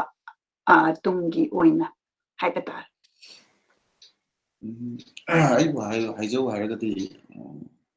ꯍꯧꯖꯤꯛ ꯑꯩꯅ ꯑꯩꯒꯤ ꯏꯆꯥꯅꯨꯄꯥ ꯑꯃ ꯂꯩꯔꯤꯁꯦ ꯑꯩꯅ ꯂꯣꯏꯅꯕꯁꯦ ꯑꯩꯅ ꯍꯦꯛ ꯃꯥꯒꯤ ꯋꯥꯠꯑꯦꯚꯔ ꯃꯥꯅ ꯗꯤꯃꯥꯟ ꯇꯧꯕ ꯈꯨꯗꯤꯡꯃꯛꯇꯣ ꯑꯩꯅ ꯏꯃꯤꯖꯤꯌꯦꯠ ꯑꯣꯏꯅ ꯑꯩꯅ ꯄꯤꯕ ꯉꯝꯗ꯭ꯔꯒꯁꯨ ꯂꯣꯏꯅꯕ ꯃꯇꯝꯗꯗꯤ ꯑꯩ ꯌꯥꯝ ꯖꯣꯂꯤ ꯑꯣꯏꯅ ꯑꯗꯒꯤ ꯑꯦꯖ ꯑꯦ ꯐ꯭ꯔꯦꯟ ꯑꯃ ꯑꯣꯏꯅ ꯂꯣꯏꯅꯒꯅꯦꯅ ꯑꯩ ꯍꯧꯖꯤꯛꯁꯨ ꯑꯗꯨꯝ ꯂꯣꯏꯅꯩꯌꯦꯕ ꯀꯩꯒꯤꯅꯣ ꯍꯥꯏꯔꯀꯥꯟꯗ ꯁꯝꯇꯥꯏꯝꯁ ꯏꯚꯟ ꯑꯩꯒꯤ ꯏꯆꯥꯅꯨꯄꯥꯁꯤꯒ ꯑꯥꯔꯒꯨꯃꯦꯟ ꯇꯧꯅꯕ ꯌꯥꯎꯗꯕ ꯅꯠꯇꯦꯕꯀꯣ ꯑꯗꯨꯝ ꯌꯥꯎꯏ ꯌꯥꯎꯔꯒꯁꯨ ꯃꯣꯁ ꯑꯣꯐ ꯗ ꯇꯥꯏꯝ ꯑꯩ ꯃꯉꯣꯟꯗ ꯑꯗꯨꯝ ꯉꯝꯍꯜꯂꯦꯗꯤ ꯃꯥꯒꯤ ꯆꯍꯤ ꯃꯇꯥꯡꯁꯤ ꯌꯦꯡꯕ ꯀꯥꯟꯁꯤꯗꯩꯗ ꯑꯩꯅ ꯑꯃꯨꯛ ꯀꯨꯝꯊꯔꯒ ꯑꯩꯒꯤ ꯆꯍꯤ ꯑꯩꯅ ꯃꯇꯝꯗꯨꯗ ꯂꯩꯈꯤꯕꯗꯣ ꯑꯩꯗꯤ ꯌꯥꯝ ꯋꯥꯔꯁ ꯑꯣꯏꯈ꯭ꯔꯦꯕ ꯑꯣꯏꯈꯤꯕꯗꯨꯗꯩꯗ ꯀꯃꯥꯏꯅ ꯇꯧꯒꯦꯗ ꯑꯩꯉꯣꯟꯗ ꯃꯇꯝꯗꯨꯗ ꯒꯦꯞ ꯑꯃꯈꯛ ꯂꯩꯈꯤꯕ ꯒꯦꯞꯁꯦ ꯀꯅꯥꯝꯇꯅ ꯑꯟꯗꯔꯁꯇꯦꯟ ꯇꯧꯕꯤꯅꯕꯁꯤ ꯂꯩꯇꯕ ꯂꯩ ꯃꯇꯝꯗꯨꯗ ꯑꯩ ꯒ꯭ꯔꯥꯟꯃꯗꯔꯁꯦ ꯂꯩ ꯑꯗꯨꯕꯨ ꯃꯥ ꯆꯍꯤ ꯌꯥꯝꯃꯦ ꯑꯗꯨꯒ ꯃꯇꯝꯗꯨꯗꯗꯤ ꯃꯃꯥ ꯂꯩꯈꯤꯗ꯭ꯔꯕꯅꯤ ꯑꯗꯨꯅ ꯃꯉꯣꯟꯗ ꯉꯥꯡꯕꯤꯒꯅꯨ ꯇꯧꯕꯤꯒꯅꯨ ꯑꯗꯒꯤ ꯑꯗꯨꯒꯤ ꯑꯦꯗꯚꯥꯟꯇꯦꯖꯇꯣ ꯑꯃꯨꯛ ꯂꯧꯔꯒ ꯁꯣꯝꯗꯅ ꯑꯩꯒꯤ ꯅꯨꯡꯉꯥꯏꯇꯕ ꯑꯁꯦꯡꯕꯗꯣ ꯍꯥꯏꯕꯒꯤ ꯃꯍꯨꯠꯇ ꯑꯩꯒꯤ ꯅꯨꯡꯉꯥꯏꯇꯕꯗꯨꯅ ꯁꯦꯄ꯭ꯔꯦꯁ ꯇꯧꯁꯜꯂꯒ ꯉꯁꯥꯏꯒꯤ ꯑꯇꯣꯞꯄ ꯀꯥꯟꯅꯔꯣꯏꯗꯕ ꯅꯨꯡꯉꯥꯏꯕꯔꯣꯝꯗ ꯑꯣꯏꯅ ꯊꯤꯕ ꯑꯣꯏꯅ ꯆꯠꯈꯤꯑꯕ ꯑꯗꯨꯒ ꯍꯧꯖꯤꯛ ꯑꯩ ꯕꯔꯥꯕꯔꯁꯨ ꯑꯗꯨꯝ ꯍꯥꯏ ꯍꯧꯖꯤꯛꯁꯦ ꯑꯗꯨꯝ ꯉꯁꯥꯏꯒꯤ ꯑꯉꯥꯡ ꯂꯣꯏꯅꯕ ꯃꯇꯝꯗ ꯆꯩꯕꯤꯒꯅꯣꯗꯤ ꯆꯩꯒꯗꯕꯅꯤ ꯃꯣꯏꯗ ꯆꯩꯕꯁꯦ ꯃꯇꯥꯡ ꯃꯇꯝ ꯌꯦꯡꯉꯒ ꯆꯩꯒꯗꯕꯅꯦ ꯑꯗꯨꯒ ꯄꯦꯔꯦꯟꯁ ꯑꯅꯤ ꯈꯠꯅꯕꯒꯤ ꯀꯩꯅꯣꯁꯦ ꯃꯁꯤ ꯌꯥꯝ ꯇꯣꯏꯅ ꯑꯣꯏꯍꯟꯕꯁꯦ ꯑꯩꯒꯤ ꯑꯦꯛꯁꯄꯤꯔꯤꯌꯦꯟꯁ ꯑꯩ ꯊꯦꯡꯅꯈ꯭ꯔꯕꯅꯤꯅ ꯃꯁꯤ ꯑꯉꯥꯡꯗ ꯑꯗꯨꯝ ꯌꯥꯝ ꯁꯣꯛꯅꯤꯡꯉꯥꯏ ꯃꯆꯥꯛ ꯑꯣꯏꯌꯦꯕ ꯑꯗꯨꯅ ꯑꯩꯅ ꯑꯩꯒꯤ ꯃꯤꯁꯦꯁ ꯑꯩꯅ ꯗꯤꯁꯀꯔꯦꯖ ꯇꯧꯕꯁꯨ ꯅꯠꯇꯦ ꯕꯤꯇ꯭ꯔꯦ ꯇꯧꯕꯁꯨ ꯅꯠꯇꯦ ꯁꯤ ꯏꯁ ꯚꯦꯔꯤ ꯍꯦꯜꯞꯐꯨꯜ ꯑꯗꯒꯤ ꯃꯥꯒꯤ ꯃꯇꯦꯡꯁꯨ ꯌꯥꯝ ꯌꯥꯎꯏ ꯑꯩꯅ ꯐꯕꯁꯤꯗꯩꯗꯀꯣ ꯑꯗꯨꯒ ꯇꯧꯕꯇꯕꯨ ꯑꯩꯒꯤꯗꯃꯛꯇꯗꯤ ꯃꯥꯅ ꯍꯦꯟꯅ ꯌꯥꯝ ꯋꯥꯈ꯭ꯔ ꯀꯥꯟꯁꯤꯗꯩꯗ ꯑꯃꯨꯛ ꯑꯗꯨꯒꯤ ꯁꯦꯝ ꯄꯦꯟꯗꯣ ꯑꯗꯨꯒꯤ ꯁꯦꯝ ꯁ꯭ꯇ꯭ꯔꯒꯜꯗꯣ ꯑꯃꯨꯛ ꯑꯩꯒꯤ ꯏꯆꯥꯁꯤꯗꯩꯗ ꯃꯉꯣꯟꯗꯅ ꯍꯦꯟꯅ ꯑꯩꯅ ꯑꯃꯨꯛ ꯕꯔꯗꯦꯟ ꯑꯃꯨꯛ ꯑꯣꯏꯍꯟꯅꯤꯡꯗꯕꯅꯤ나 ꯑꯩꯅ ꯑꯣꯏꯅ ꯍꯦꯟꯅ ꯏꯟꯇꯤꯃꯦꯠ ꯑꯣꯏꯅ ꯈꯔ ꯀ꯭ꯂꯣꯖꯅꯦꯁꯁꯦ ꯑꯩꯒꯤ ꯏꯆꯥꯅꯨꯄꯥꯁꯤꯒ ꯂꯣꯏꯅꯕ ꯃꯇꯝꯗ ꯑꯩꯒꯅ ꯈꯔ ꯍꯦꯟꯅ ꯂꯣꯏꯅꯩꯌꯦꯕ ꯑꯗꯨꯅ ꯑꯩꯅ ꯂꯣꯏꯅꯕ ꯃꯇꯝꯁꯤꯗꯩꯗ ꯌꯥꯝ ꯐꯖꯅ ꯑꯗꯨꯝ ꯑꯦꯖ ꯑꯦ ꯐ꯭ꯔꯦꯟ ꯑꯣꯏꯅ ꯑꯩ ꯂꯣꯏꯅꯩꯌꯦꯗꯤ ꯁꯤꯒꯤ ꯂꯣꯏꯅꯕꯁꯤꯒꯤ ꯑꯦꯗꯚꯥꯟꯇꯦꯖꯅ ꯀꯩꯗꯧꯒꯦꯗ ꯏꯚꯟ ꯐꯤꯖꯤꯀꯦꯜꯂꯤ ꯑꯩꯈꯣꯏꯁꯦ ꯁꯨꯝ ꯈꯤꯇꯪ ꯗꯤꯁꯇꯦꯟꯁ ꯍꯥꯏꯅ ꯃꯥꯅ ꯑꯇꯣꯞꯄ ꯃꯥꯒꯤ ꯀꯩꯅꯣꯒꯤ ꯂꯥꯏꯚꯂꯤꯍꯨꯗꯀꯤ ꯀꯩꯅꯣꯃ ꯇꯝꯕꯒꯤ ꯑꯇꯣꯞꯄ ꯃꯄꯥꯟ ꯁ꯭ꯇꯦꯠꯇ ꯂꯩꯔꯒꯁꯨ ꯏꯚꯟ ꯃꯥꯅ ꯃꯁꯥ ꯅꯨꯡꯉꯥꯏꯇꯕꯒꯤ ꯅꯥꯕꯒꯤ ꯍꯤꯗꯥꯛ ꯆꯥꯅꯕꯒꯤ ꯍꯤꯗꯥꯛ ꯃꯃꯤꯡꯁꯦ ꯁꯤꯐꯧꯗ ꯃꯥ ꯗꯣꯛꯇꯔ ꯑꯃꯅ ꯍꯥꯏꯕꯅ ꯊꯥꯖꯕꯗꯒꯤ ꯍꯦꯟꯅ ꯑꯩꯉꯣꯟꯗ ꯍꯪꯉꯒ ꯑꯩꯅ ꯍꯥꯏꯔꯒ ꯍꯥꯏꯔꯛꯄ ꯃꯃꯤꯡꯗꯨꯅ ꯍꯦꯟꯅ ꯊꯥꯖꯩꯌꯦꯕ ꯑꯗꯨ ꯃꯁꯤ ꯊꯥꯖꯕꯒꯤ ꯀꯩꯅꯣꯁꯦ ꯀꯥꯏꯗꯒꯤ ꯕꯤꯜ ꯑꯞ ꯇꯧꯔꯤꯅꯣ ꯍꯥꯏꯔꯀꯥꯟꯗ ꯑꯩꯅ ꯃꯉꯣꯟꯗ ꯌꯥꯝ ꯅꯛꯁꯟꯅꯅ ꯂꯣꯏꯅꯕꯒꯤ ꯃꯑꯣꯡꯗꯨꯅ ꯐꯪꯉꯤꯅꯦꯕ ꯑꯗꯨꯅ ꯑꯩꯅ ꯀꯩꯒꯨꯝꯕ ꯃꯥꯅꯈꯤꯇꯪ ꯑꯁꯣꯏꯕ ꯑꯃ ꯇꯧꯕ ꯀꯥꯟꯗ ꯑꯩꯅ ꯈꯤꯇꯪ ꯊꯥꯞꯇꯣꯛꯑꯒꯗꯤ ꯃꯥꯒꯤ ꯍꯥꯏꯗꯣꯛꯐꯝꯁꯦ ꯂꯩꯔꯣꯏꯕ ꯑꯗꯨꯅ ꯑꯗꯨꯒꯤ ꯀꯩꯅꯣꯁꯦ ꯀ꯭ꯂꯣꯖꯅꯦꯁꯁꯦ ꯑꯦꯗꯚꯥꯟꯇꯦꯖ ꯄꯤꯕꯗꯤ ꯅꯠꯇꯕ ꯑꯦꯗꯚꯥꯟꯇꯦꯖ ꯂꯧꯍꯟꯕꯗꯤ ꯅꯠꯇꯕ ꯉꯁꯥꯏꯒꯤ ꯃꯉꯣꯟꯗ ꯅꯨꯡꯉꯥꯏꯇꯕ ꯀꯩꯅꯣꯝꯃ ꯂꯩꯔꯛꯄ ꯀꯥꯟꯗ ꯑꯗꯨꯒꯤ ꯇꯥꯏꯝ ꯑꯦꯟ ꯁ꯭ꯄꯦꯁꯁꯦ ꯏꯖꯤꯂꯤ ꯑꯦꯚꯥꯏꯂꯦꯕꯜ ꯑꯣꯏꯍꯟꯕ ꯑꯃ ꯆꯪꯉꯦꯕ ꯀꯩꯅꯣꯗ ꯑꯦꯁ ꯑꯦ ꯐꯥꯗꯔ ꯑꯃ ꯑꯣꯏꯅ ꯑꯗꯔꯋꯥꯏꯁ ꯑꯗꯨ ꯅꯠꯇ꯭ꯔꯒꯗꯤ ꯍꯧꯖꯤꯛ ꯌꯥꯝ ꯍꯦꯟꯅ ꯗꯦꯟꯖꯔ ꯑꯣꯏꯔꯤꯅꯦ ꯑꯩꯈꯣꯏ ꯃꯇꯝꯗꯨꯗꯗꯤ ꯑꯩꯈꯣꯏꯅ ꯅꯤꯁꯥ ꯆꯥꯕꯁꯦ ꯆꯍꯤ 15-16 ꯑꯗꯨꯋꯥꯏꯗ ꯆꯥꯕꯒꯤ ꯋꯥꯅꯤ ꯍꯧꯖꯤꯛꯇꯤ ꯑꯩꯈꯣꯏꯅ ꯁꯤꯒꯤ ꯐꯤꯜꯁꯤꯗꯩꯗ ꯊꯕꯛ ꯇꯧꯔꯛꯑꯀꯥꯟꯗ ꯏꯚꯟ 12-13 ꯏꯌꯔꯁꯇ ꯅꯤꯁꯥ ꯆꯥꯕꯒꯤ ꯊꯦꯡꯅꯔꯛꯑꯦ ꯑꯗꯨ ꯌꯦꯡꯉꯨꯔꯀꯥꯟꯁꯤꯗ ꯑꯗꯨꯝ ꯐꯦꯃꯤꯂꯤꯒꯤ ꯄ꯭ꯔꯣꯗꯛꯁꯤꯗꯩꯗ ꯁꯤꯒꯨꯝꯕ ꯐꯦꯛꯇꯔꯁꯤꯗꯤ ꯌꯥꯎꯗꯕꯗꯤ ꯅꯠꯇꯦ ꯑꯗꯨꯝ ꯍꯦꯛꯇ ꯌꯥꯎ ꯂꯩꯔꯝꯃꯦ ꯑꯗꯨꯅ ꯀꯩꯗꯧꯒꯦꯗ ꯄꯩꯁꯥꯗ ꯉꯥꯛꯇ ꯑꯣꯏꯅ ꯃꯆꯥꯁꯦ ꯐꯍꯟꯕ ꯉꯝꯒꯗꯕꯒꯤ ꯇꯥꯏꯞꯇ ꯈꯜꯂꯦꯕ ꯃꯦꯛꯁꯤꯃꯝ ꯄꯦꯔꯦꯟꯁꯁꯤꯡꯁꯦ ꯑꯗꯣ ꯄꯩꯁꯥꯅꯗꯤ ꯃꯤꯗꯤ ꯆꯦꯟꯖ ꯇꯧꯕ ꯌꯥꯗꯦ ꯁꯤꯗꯤ ꯈꯪꯗꯦ ꯑꯗꯣ ꯀꯅꯥꯝꯇꯅꯗꯤ ꯌꯥꯝ ꯐꯖꯅ ꯑꯦꯋꯦꯌꯔ ꯑꯣꯏꯗꯦ ꯑꯗꯨꯕꯨ ꯑꯩꯗꯤ ꯑꯩꯒꯤ ꯑꯣꯟ ꯄꯔꯁꯣꯅꯦꯜ ꯑꯦꯛꯁꯄꯤꯔꯤꯌꯦꯟꯁꯇ ꯊꯦꯡꯅꯈ꯭ꯔꯕꯅꯤꯅ ꯍꯣꯏ ꯇꯣꯇꯦꯂꯤ 100% ꯑꯩꯅ ꯑꯩꯒꯤ ꯏꯆꯥꯗꯣ ꯆꯦꯟꯖ ꯇꯧꯕꯗꯤ ꯉꯝꯗꯕ ꯌꯥꯏ ꯑꯗꯨꯕꯨ ꯑꯩꯗꯧꯅ ꯂꯦꯠ ꯑꯣꯏꯅ ꯃꯥꯅ ꯂꯥꯏꯐꯇ ꯇꯔꯅꯤꯡ ꯄꯣꯏꯟ ꯂꯧꯕ ꯂꯦꯠ ꯑꯣꯏꯅ ꯂꯧꯗꯅꯕ ꯈꯤꯇꯪ ꯉꯜꯂꯞꯅ ꯂꯧꯅꯅꯕꯒꯤ ꯑꯐꯕꯅ ꯀꯩꯅꯣ ꯑꯗꯒꯤ ꯋꯥꯠ ꯏꯁ ꯒꯨꯗ ꯋꯥꯠ ꯏꯁ ꯔꯥꯏꯠ ꯋꯥꯠ ꯏꯁ ꯕꯦꯗ ꯋꯥꯠ ꯏꯁ ꯀꯩꯅꯣꯁꯦ ꯁꯤꯗꯤ ꯐꯥꯎꯗꯤ ꯈꯪꯅꯅꯕꯒꯤ ꯃꯉꯣꯟꯗ ꯑꯩꯅ ꯈꯤꯇꯪ ꯑꯩꯒꯤ ꯂꯩꯖꯕ ꯏꯟ ꯍꯦꯟ ꯑꯦꯛꯁꯄꯤꯔꯤꯌꯦꯟꯁ ꯅꯣꯂꯦꯖ ꯃꯌꯥꯝꯁꯦ ꯄꯥꯁ ꯑꯣꯟ ꯇꯧꯔꯝꯕꯒꯤ ꯈꯨꯗꯣꯡꯆꯥꯕ ꯑꯃꯗꯤ ꯐꯪꯉꯦꯕ ꯅꯛꯅꯅ ꯂꯣꯏꯅꯗ꯭ꯔꯒꯗꯤ ꯑꯩ ꯌꯦꯡꯉꯦꯕ ꯁꯥꯎꯅꯤꯡꯗꯅ ꯅꯨꯃꯤꯠ 5ꯅꯤ ꯀꯧꯅꯗꯕ 10 days 15 days ꯀꯧꯅꯗꯕ ꯌꯦꯡꯕ ꯀꯥꯟꯁꯤꯗꯩꯗ ꯑꯗꯨꯅ ꯍꯦꯟꯅ ꯃꯉꯣꯟꯗꯁꯨ ꯍꯦꯟꯅ ꯀꯦꯌꯔꯂꯦꯁ ꯑꯣꯏꯕꯒꯤ ꯀꯩꯅꯣꯝꯃꯁꯤ ꯎꯕ ꯐꯪꯉꯦꯕ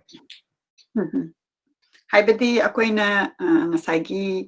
da Pushpakanta na Charakpakanda emotionally attachment si haidokpham leitaba aduga paisa oina pibadi adum phangakpa haibadi mayam chebirunu mai mama leikidabani nungai kiroi kain hairaga adom da lapse oirakanda paisa watlandraga paisa duna muk wrongly sizinakibaduna neba yamna easily drug kumbada phangkibase aduga ngasagi relationship hairaga space se leikidaba phungtokningai wakhanda leiba nungaitabasi phungtok naba mi leitaba aduna hujik hujik hairisi angang yoklakpa kanda akoina first point ta mama mapa khanabase mama mapa khanabasi na yamna effect we have ne to matam se ta khanabasi de yamna effect risi masi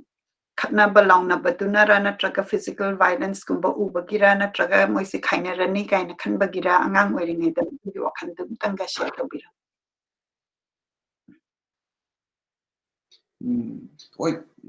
every time parents sing kanaba uhanganu su yaroi ko kayino de sounding ba degi migi kitang hostile ba behavior lak pa se dum khangong na lak pa subconsciously lak pa se yong da bana te and very yam kana kano to sai na thena ba sum ho father sum khara alcohol si khara use to re aduna mane hek lak pa kan se da koi mother's day da mana budi my opinion na ai mother day da haijaba adigi my time pass to budi weron be adu leiriba mai nupi dugi hoi meite gi society dadi nupi je thabak mapan thoga pesa tan bo je government job to bo gira ma yum de hek leira ga mo housewife ki ke no dong leibina magi situation je khangda bida my condition je khangda bida he hek to busna maram moraga atopa mapan de mi ne haibo wa se tasan bagumba aduna se chumma gum aduna jagi chumna sum clean oiraga isa pesa kem cha da bida leibo ri ba sometimes I father saying nupi nga da yu kari kara khara thakpasu aina ugina adugi keno dusu yam toina adu megi sin dusu idi yam ugieba ana adu ubuduna adugi keno dusu mami tada badina teba ana engon matam droida ana engon yam nungai tabna lakko matamda chumna sum lakko oraga su khana na halaga su adugi mamang numit khara ne taraga few months back sum khana saine bu ugido kitang wari wa kemta khana roida bu oraga su mabani khana rani haibige engon da yamna insecure ba feeling sama engon da hana mindset sida dum yorga le na ko ma na engon da lai ta le mo su like se talon khumjala pham da sanga tumding mo gumba kai haibdi mabani mo pula le gradi mabani gi presence ta ai se lening deo tonga ai aina thoma tawra le ninge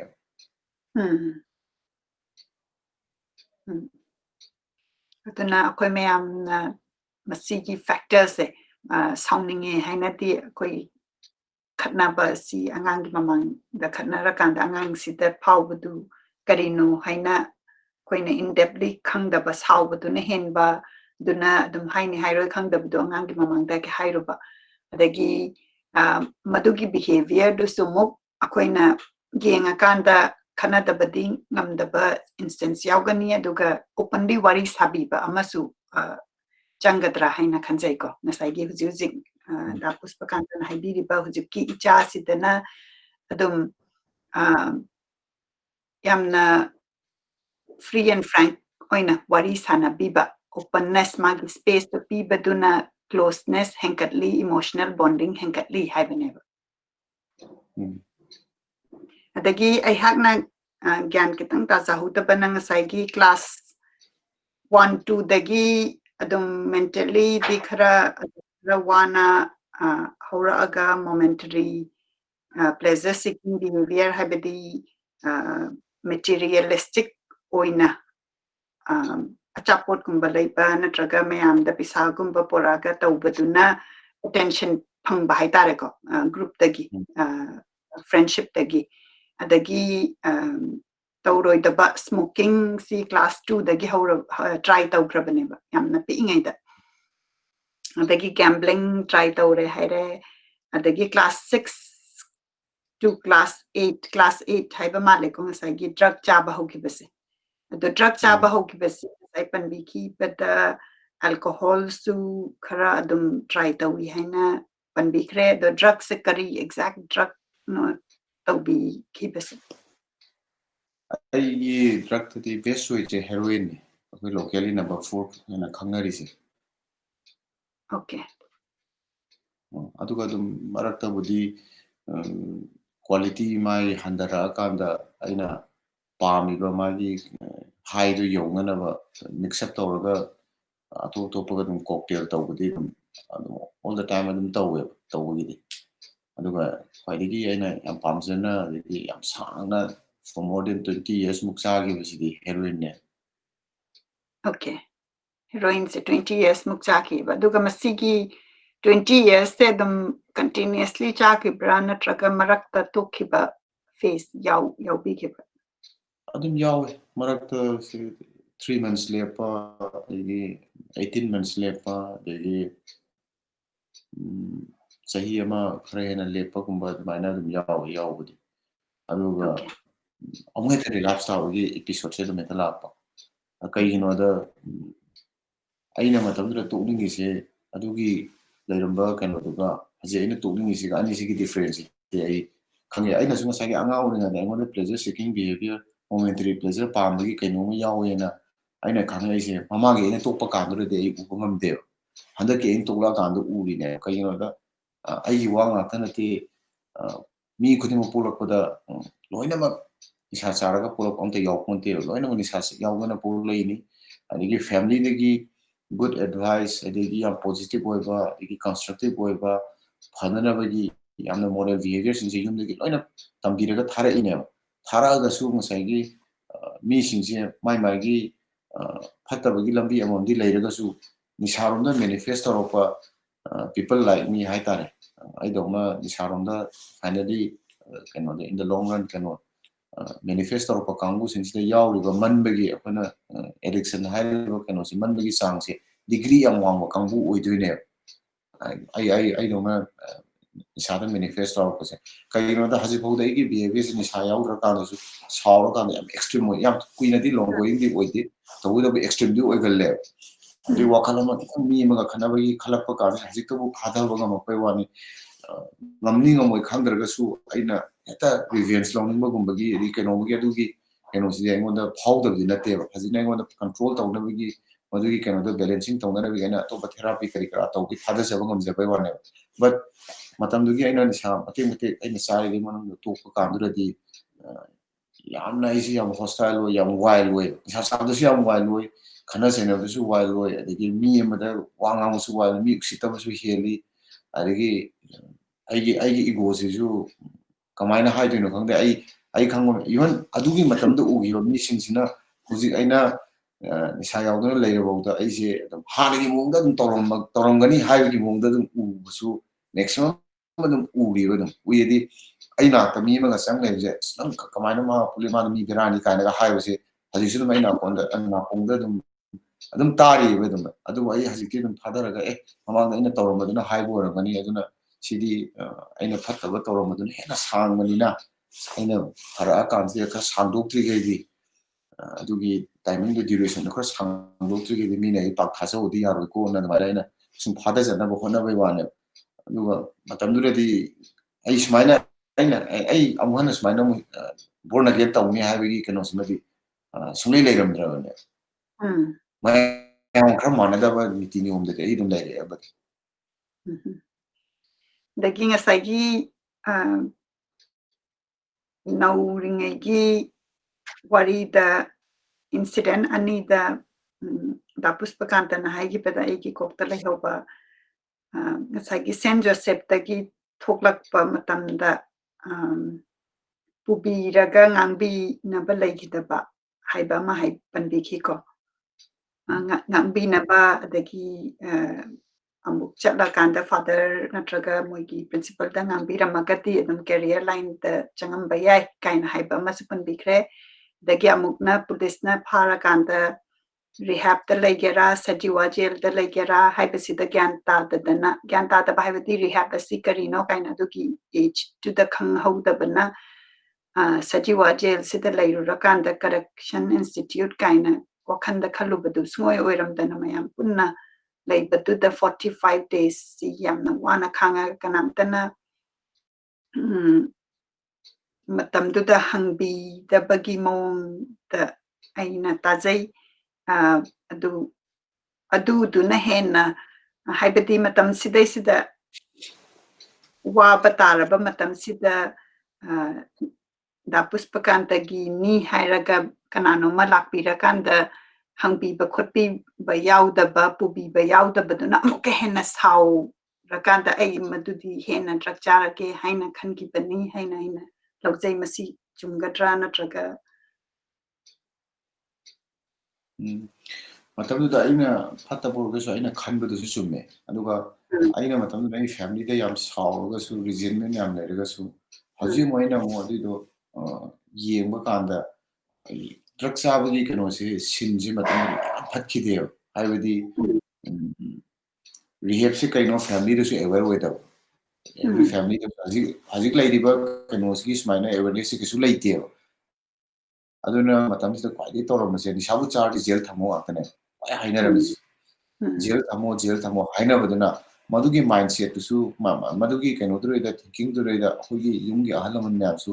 ꯑꯗꯨꯃꯥꯏꯅ ꯑꯗꯨꯝ ꯂꯩꯈꯤꯕꯖꯥꯠꯅꯦꯅ ꯑꯩ ꯍꯧꯖꯤꯛꯇꯗꯤ ꯑꯗꯨꯃꯥꯏꯅ ꯈꯜꯂꯤ ꯃꯇꯝꯗꯨꯗꯕꯨꯗꯤ ꯌꯥꯝ ꯁꯥꯎꯅꯤꯡꯉꯦꯕ ꯑꯩꯈꯣꯏ ꯑꯪꯀꯜꯁꯨ ꯑꯩꯅ ꯁꯥꯎꯅꯤꯡꯉꯤ ꯑꯩ ꯐꯥꯗꯔꯁꯨ ꯁꯥꯎꯅꯤꯡꯉꯤ ꯑꯩꯅ ꯖꯦꯜꯗꯒꯤ ꯑꯩꯅ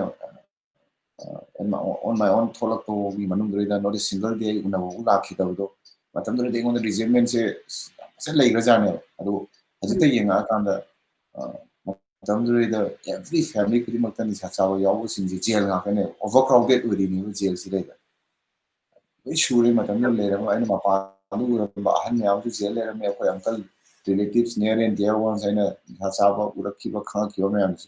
ꯂꯣꯏꯅꯃꯛ ꯁꯖꯤꯋꯥ ꯖꯦꯜꯗ ꯂꯩꯔꯝꯃꯤꯅꯦ ꯀꯨꯏꯔꯦ 1991ꯒꯤ ꯋꯥꯔꯤꯅꯦꯕ ꯑꯩꯅ ꯍꯧꯖꯤꯛ ꯍꯥꯏꯔꯤꯁꯦ ꯍꯥꯏꯗꯤ ꯃꯇꯝꯗꯨꯗꯗꯤ ꯍꯧꯖꯤꯛꯇꯤ ꯑꯃꯨꯛ ꯈꯔ ꯑꯦꯋꯦꯔꯅꯦꯁꯁꯤ ꯍꯦꯜꯂꯛꯑꯦ ꯍꯥꯏꯅ ꯈꯟꯖꯩꯀꯣ ꯑꯩꯈꯣꯏꯒꯤ ꯁꯣꯁꯥꯏꯇꯤꯁꯤꯗ ꯃꯇꯝꯗꯨꯗꯗꯤ ꯍꯧꯖꯤꯛꯇꯤ ꯔꯤꯍꯦꯞ ꯌꯥꯝ ꯍꯥꯏ ꯊꯤꯅ ꯂꯩꯔꯦ ꯁ꯭ꯀꯨꯜꯗ ꯀꯔꯤꯅꯣꯁꯦ ꯈꯪꯉꯝꯗ꯭ꯔꯤꯅꯦꯕ ꯑꯗꯨꯒ ꯑꯃꯗꯨꯅ ꯀꯔꯦꯛꯇꯤꯚ ꯏꯟꯁꯇꯤꯇ꯭ꯌꯨꯁꯟ ꯀꯥꯏꯅ ꯍꯥꯏꯕꯗꯨꯗ ꯃꯁꯤꯅ ꯐꯒꯗ꯭ꯔꯥ ꯍꯥꯏꯅ ꯈꯟꯕ ꯀꯩꯅꯣꯗ ꯑꯗꯨꯗꯅ ꯍꯦꯟꯅ ꯀꯩꯅꯣꯗꯣ ꯃꯤꯗꯣ ꯈꯔ ꯌꯥꯝꯅ ꯂꯩꯃꯤꯟꯅꯗꯣꯏꯅꯤ ꯍꯥꯏꯕꯒꯤ ꯋꯥꯈꯜꯂꯣꯟꯗꯅꯦꯕ ꯑꯩꯅ ꯀꯔꯦꯛꯁꯅꯦꯜ ꯏꯟꯁꯇꯤꯇ꯭ꯌꯨꯁꯟ ꯄꯜꯂꯕꯅꯤꯅ ꯑꯗꯨꯗ ꯑꯣꯏꯅ ꯂꯩꯔꯣꯒꯦꯅ ꯈꯜꯂꯛꯏꯁꯦ ꯍꯥꯏꯕꯗꯤ ꯃꯇꯝꯗꯨꯗ ꯌꯥꯝꯅ ꯑꯦꯋꯦꯔꯅꯦꯁꯁꯨ ꯋꯥꯠꯂꯝꯃꯤ ꯑꯗꯨꯅ ꯋꯥꯠꯂꯒꯁꯨ ꯃꯇꯝꯗꯨꯗꯗꯤ ꯑꯦꯖꯇꯨꯒ ꯑꯗꯒꯤ ꯊꯣꯛꯏꯕ ꯊꯧꯗꯣꯛꯇꯨꯅ ꯌꯥꯝꯅ ꯐꯤꯜ ꯋꯤꯠ ꯔꯤꯖꯦꯟꯃꯦꯟ ꯑꯦꯡꯒꯔ ꯂꯩꯈꯤꯕꯗꯨꯅ ꯊꯣꯛꯂꯛꯄ ꯀꯥꯟꯁꯤꯗ ꯐꯅꯤꯡꯕꯒꯤ ꯋꯥꯈꯜꯗꯨ ꯂꯩꯈꯤꯗ꯭ꯔꯦꯕ ꯑꯃꯨꯛꯀ ꯑꯣꯏꯅ ꯔꯤቨꯦꯟꯖꯐꯨꯜ ꯑꯣꯏꯅ ꯍꯥꯏꯇꯥꯔꯦꯀꯣ ꯅꯣꯏꯅ ꯄꯥꯝꯗꯕꯗꯨ ꯍꯦꯟꯅ ꯇꯧꯔꯒꯦ ꯍꯥꯏꯕꯒꯤ ꯃꯑꯣꯡꯗ ꯑꯃꯨꯛꯀ ꯍꯦꯟꯅ ꯊꯣꯛꯂꯛꯑꯒ ꯑꯃꯨꯛ ꯆꯥꯁꯤꯟꯈꯤꯕ ꯑꯣꯏꯈꯤꯕ ꯀꯩꯅꯣꯗ ꯑꯩꯅ ꯇꯧꯕ ꯐꯠꯇꯕ ꯈꯨꯗꯤꯡꯃꯛꯇ ꯅꯣꯏꯁꯨ ꯏꯃꯦꯖ ꯁꯣꯛꯇꯣꯏꯅꯦ ꯍꯥꯏꯕꯒꯤ ꯀꯩꯅꯣꯁꯤꯗ ꯑꯣꯏꯅ ꯌꯥꯝꯅ ꯔꯣꯡꯐꯨꯜ ꯑꯣꯏꯕ ꯀꯩꯅꯣ ꯑꯃꯗ ꯔꯣꯡꯂꯤ ꯑꯩꯅ ꯀꯩꯅꯣꯗꯣ ꯑꯗꯨꯃꯥꯏꯅ ꯑꯩ ꯄꯔꯁꯦꯞꯁꯟꯗ ꯑꯗꯨꯃꯥꯏꯅ ꯂꯩꯈ꯭ꯔꯦ ꯑꯗꯒꯤ 2014ꯁꯦ 14ꯗ ꯁꯤ ꯄꯨꯔꯥ ꯂꯥꯏꯐꯁꯤ ꯇꯔꯟ ꯑꯣꯏꯔꯛꯀꯗꯣꯔꯤꯕꯅꯦꯕ ꯑꯗꯣ ꯉꯁꯥꯏ ꯄꯟꯕꯤꯈꯤꯀꯣ ꯃꯁꯤꯒꯤ 2014 ꯁꯤꯗꯩꯁꯤꯗ ꯔꯤꯍꯦꯞꯇ ꯆꯪꯕꯁꯤꯗꯗꯤ ꯗꯥ ꯄꯨꯁꯄꯀꯥꯟꯇꯒꯤ ꯀꯣꯛꯁꯤꯗ ꯑꯩꯁꯦ ꯐꯅꯤꯡꯉꯦ ꯑꯩ ꯐꯔꯒꯦ ꯃꯁꯤꯒꯤ ꯄꯣꯠꯁꯤ ꯊꯥꯗꯣꯛꯑꯒꯦ ꯍꯥꯏꯅ ꯋꯤꯜ ꯑꯃ ꯂꯩꯔꯒ ꯆꯪꯈꯤꯕꯗꯧꯅ ꯑꯩꯅ ꯈꯟꯖꯩ ꯃꯁꯤ ꯆꯨꯝꯒꯗ꯭ꯔꯥ ꯑꯗꯣ ꯑꯩꯒꯤ ꯂꯥꯁꯀꯤꯁꯤꯗꯗꯤ ꯑꯩ ꯑꯗꯨꯃꯛ ꯑꯗꯨꯃꯥꯏꯅ ꯐꯤꯜ ꯇꯧꯋꯤ ꯀꯩꯒꯤꯅꯣꯗ ꯑꯩꯅꯁꯨ ꯁꯦꯝꯖꯕ ꯁꯨꯝ ꯁ꯭ꯂꯣꯒꯥꯟꯒꯤ ꯇꯥꯏꯞꯅ ꯁꯨꯝ ꯑꯗꯨꯗ ꯑꯩꯒꯤ ꯀꯩꯅꯣꯗꯣ ꯏꯪꯂꯤꯁꯇꯣ ꯆꯨꯝꯒꯗ꯭ꯔꯥ ꯆꯨꯝꯒꯗ꯭ꯔꯥ ꯑꯩꯅ ꯁꯨꯝ ꯏꯊꯟꯗ ꯁꯨꯝ ꯑꯩ ꯏꯁꯥ ꯆꯥꯔꯤꯉꯩ ꯃꯅꯨꯡꯗ afraid of dying fear of living ꯑꯅ ꯑꯩꯅ ꯑꯗꯨꯝ ꯏꯔ ꯆꯠꯂꯦ ꯍꯤꯡꯕꯁꯨ ꯀꯤꯕ ꯁꯤꯕꯁꯨ ꯀꯤꯕ ꯀꯩꯒꯤꯅꯣꯗ ꯏꯁꯥ ꯆꯥꯔ ꯁꯤꯔꯒꯦꯅ ꯈꯜꯂꯒꯁꯨ ꯇꯣꯛꯇꯕꯅ ꯃꯔꯝ ꯑꯃꯁꯨ ꯑꯣꯏꯌꯦꯕ ꯐꯤꯖꯤꯀꯦꯜꯂꯤ ꯋꯤꯛꯁꯨ ꯁꯨꯝ ꯑꯣꯏꯁꯜꯂꯛꯄ ꯑꯗꯨꯅ ꯉꯁꯥꯏꯒꯤ ꯅꯤꯁꯥꯁꯤꯒꯤ ꯑꯩꯉꯣꯟꯗ ꯋꯤꯗ꯭ꯔꯣꯋꯦꯜ ꯇꯧꯗꯕꯒꯤ ꯀꯩꯅꯣꯁꯤ ꯂꯥꯛꯑꯀꯥꯟꯗ ꯍꯦꯛ ꯆꯥꯍꯧꯗ꯭ꯔꯒꯗꯤ ꯁꯤꯒꯗꯧꯕ ꯃꯥꯟꯕ ꯑꯗꯨꯅ ꯑꯦꯅꯤ ꯂꯦꯡꯇ ꯑꯗꯨꯝ ꯑꯩꯅ ꯌꯨꯝꯗꯒꯤ ꯄꯩꯁꯥꯁꯦ ꯂꯧꯔꯒꯅꯤ ꯈꯪꯗꯦ ꯄꯣꯠ ꯆꯩ ꯌꯣꯟꯊꯣꯛꯑꯒꯅꯤ ꯈꯪꯗꯦ ꯑꯗꯨꯝ ꯆꯥꯅꯕꯗꯤ ꯑꯗꯨꯝ ꯍꯣꯠꯅꯕ ꯑꯗꯨꯒ ꯑꯃꯨꯛꯁꯨ ꯑꯃꯨꯛ ꯇꯔꯟ ꯑꯞ ꯇꯧꯔꯛꯅꯕ ꯍꯣꯠꯅꯕꯗꯤ ꯁꯨꯝ ꯊꯦꯡꯊꯅ ꯆꯥꯔꯕꯅꯤꯅ ꯉꯝꯃꯛꯇ꯭ꯔꯕꯗꯣ ꯑꯗꯨꯅ ꯉꯝꯃꯛꯇ꯭ꯔꯀꯥꯟꯁꯤꯗꯩꯗ ꯆꯥꯔ ꯁꯤꯕꯁꯨ ꯉꯝꯗ꯭ꯔꯦ ꯑꯗꯩ ꯈꯨꯗꯛꯇ ꯏꯊꯟꯗ ꯁꯨꯏꯁꯥꯏꯠ ꯇꯧꯔ ꯁꯤꯕꯁꯨ ꯉꯝꯗ꯭ꯔꯦ ꯑꯗꯩ ꯃꯌꯥꯝꯁꯨ ꯑꯗꯨꯝ ꯇꯣꯛꯅꯔꯤ ꯑꯩꯁꯨ ꯑꯝꯇꯪꯗꯤ ꯇꯣꯛ ꯉꯝꯕ꯭ꯔꯥ ꯌꯦꯡꯒꯦ ꯑꯩꯒꯤ ꯀꯩꯅꯣꯗꯣ ꯗ꯭ꯌꯨꯔꯦꯁꯟꯗꯣ ꯁꯥꯡꯅ ꯇꯣꯛꯄ ꯇꯦꯟꯅ ꯇꯣꯛꯄꯩ ꯋꯥ ꯉꯥꯛꯇ ꯅꯠꯇꯅ ꯑꯦꯠꯂꯤꯁ 5 days ꯐꯥꯎ ꯇꯣꯛꯑꯒ ꯁꯤꯔꯗꯤ ꯌꯥꯔꯦ ꯍꯥꯏꯕꯒꯤ ꯗꯤꯁꯤꯖꯟꯗꯅꯦꯕ ꯑꯩꯅ ꯂꯥꯁ ꯑꯣꯏꯅ ꯇ꯭ꯔꯤꯠꯃꯦꯟ ꯁꯤꯛ ꯇꯧꯈꯤꯕꯁꯦ ꯑꯗꯨꯒ ꯑꯩꯉꯣꯟꯗ ꯌꯥꯝꯅ ꯐꯣꯔꯆꯨꯅꯦꯠ ꯑꯣꯏꯈꯤꯕꯁꯤꯅ ꯍꯧꯖꯤꯛꯀꯤ ꯑꯩꯅ ꯂꯩꯔꯝꯃꯤꯕ ꯔꯤꯍꯦꯞꯁꯦ ꯏꯃꯥꯟꯅꯕꯁꯦ ꯃꯥꯅ ꯍꯥꯡꯕ ꯔꯤꯍꯦꯞꯁꯦ ꯀꯨꯏꯗ꯭ꯔꯤꯕ ꯑꯗꯨꯒꯤ ꯃꯃꯥꯡꯗ ꯁꯦꯝ ꯔꯤꯍꯦꯞꯁꯤꯗꯩꯗ I twice more than I lag and have a consider. Honestly, I driving days ki using habit to mana kangmanina mana on the hierarchy. First time, the second time was it. Minor Matekara Hanagi, Mina Atu the Labet, Mina vacation guitar, Petri Stars to Bugita, like Gidi Law, and Dugan Panning Bugi when the Sang Kino hiding first time. And the second time after 15 days, Mula in a Muta Kitandi cannot already do Nang Labima, the Panindra de Amusumu, Verakani, Nenam, Henwani, and the Sasala, and in a pure jam so. Third time I have a consider the Enam Panning the law on a mana high. Paredu nang ay ito yung global lock yun have consider magi center he hang lagi na ay na changban mi tu boga magi client di marate among his clients ay na hambo ngani mana yung pick up to wala minaraga even ay na magi sangam dai boga ay ni sa last to si boga mara salaga mana ay sabi raga to boga mana si emit to gi bane adu mang na su mana su center hang ba mi du na su imana du na su yamna honestly mana I the motor khallaga hybrid of nesu I funny moduga minor mapachana given and I minus filter. Aduga ngasagi inspirations paning bagi inspirations ina icha chawra akanda icha si urakpaduna inspire oigibaneba. Mainly the Ainupi the Guinea. Ainupi Ainupi come out with Yumsham, I quite know when a kind of manner, because I'm part of the kind of Aduga Yamsu Junior and I he 6-7 at minor Sahi Hanju Halin. I know my logo Matamsi Aduki Matik Yaki, you not the Matamuru in Sunday, Saturday radio drama la called the Nisacha, the HIV, it's getting begin and all the never laugh premiums. I don't know. I get a minute, then never give people more the people can see threat come the warning come the my families in a people mamsy. We know more than Taduoga. I got Tamaz, I in the people in a lack in them. No matter the su, later Matunda. I saw on him the Nangi nearly 5 to 6 months Matekara split down every do I didn't about the time in the Muk turn up or a gum cover lemina. Some Chatara can't say that Supong a Maro in a Kalapata, my on the yog, Nanga Warren in after like the Naksakro, I'm on the Tale. Tamba can't say the mana Pina Yumpan, the book at the Wishat and the Wiggy, the Wiggy, can I like of the town, I Pisa Piper Pidava, the Gi Yama Sanal Pasi, Visitava. Nang of them power to me, mana in the some repeatedly higher. Higher can't do I know Parakan cannot out. Kana demand of the salary is Sana Sabi or do that of you came high there. Has you the Panama for you about whom you like journey Lapakan data. Pashagi Panama later so Nasidium Sachabi Igi Toromity and the Yaldana Araba Karadasum Pentuol and Minamas data. Sinin and white kind of Gamanagasum hierarchy and charging it is so high as it Parakan so high. And then every time I can was the labor, Kakarabumokrati, I know more to the more be no do Sakiba, the Gimima to Pan, you may have them yelled in it, but the all we that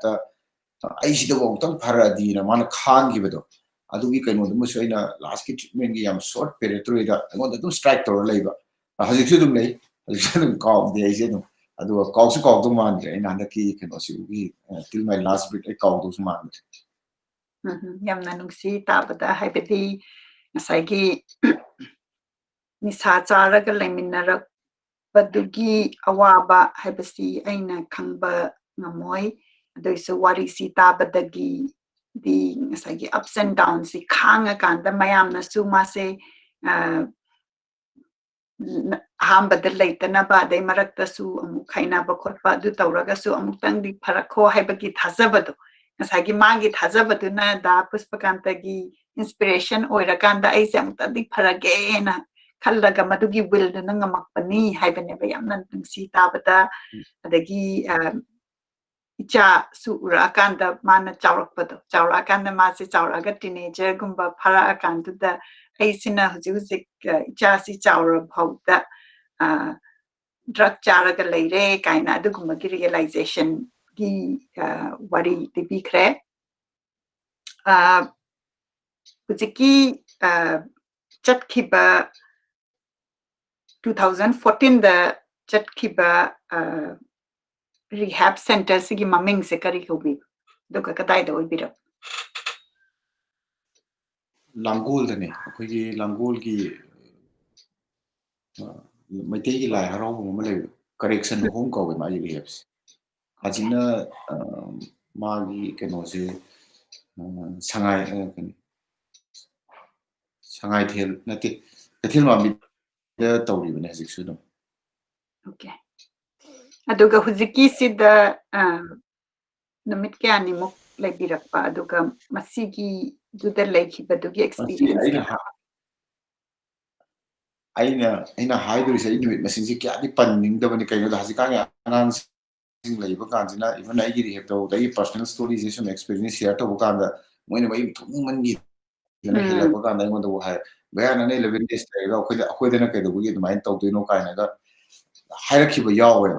ada ai ngondo budi seng na do duration ni matang se treatment ni matang la pa na do ai gi to di tam di ga no ai di yada gi matang da thokibane do ai gi stage to suna ne aina leiba si matam roida ya no ai tumba saba digi kemta yadriba matam ne tholeisi di son mai matik se kyam solage da 40 plus the recovery la ko si masagi ni sa da mi ama ko da physically ko blood circulation se khara slow iratana sa sondhara pa matam yawre ine ba ko normal people la su yawri ne adu ni sa charu ba igum bam da ya mena so ine adu aina khan me sai gi first ki 5 to 7 days ki detoxification ki phase da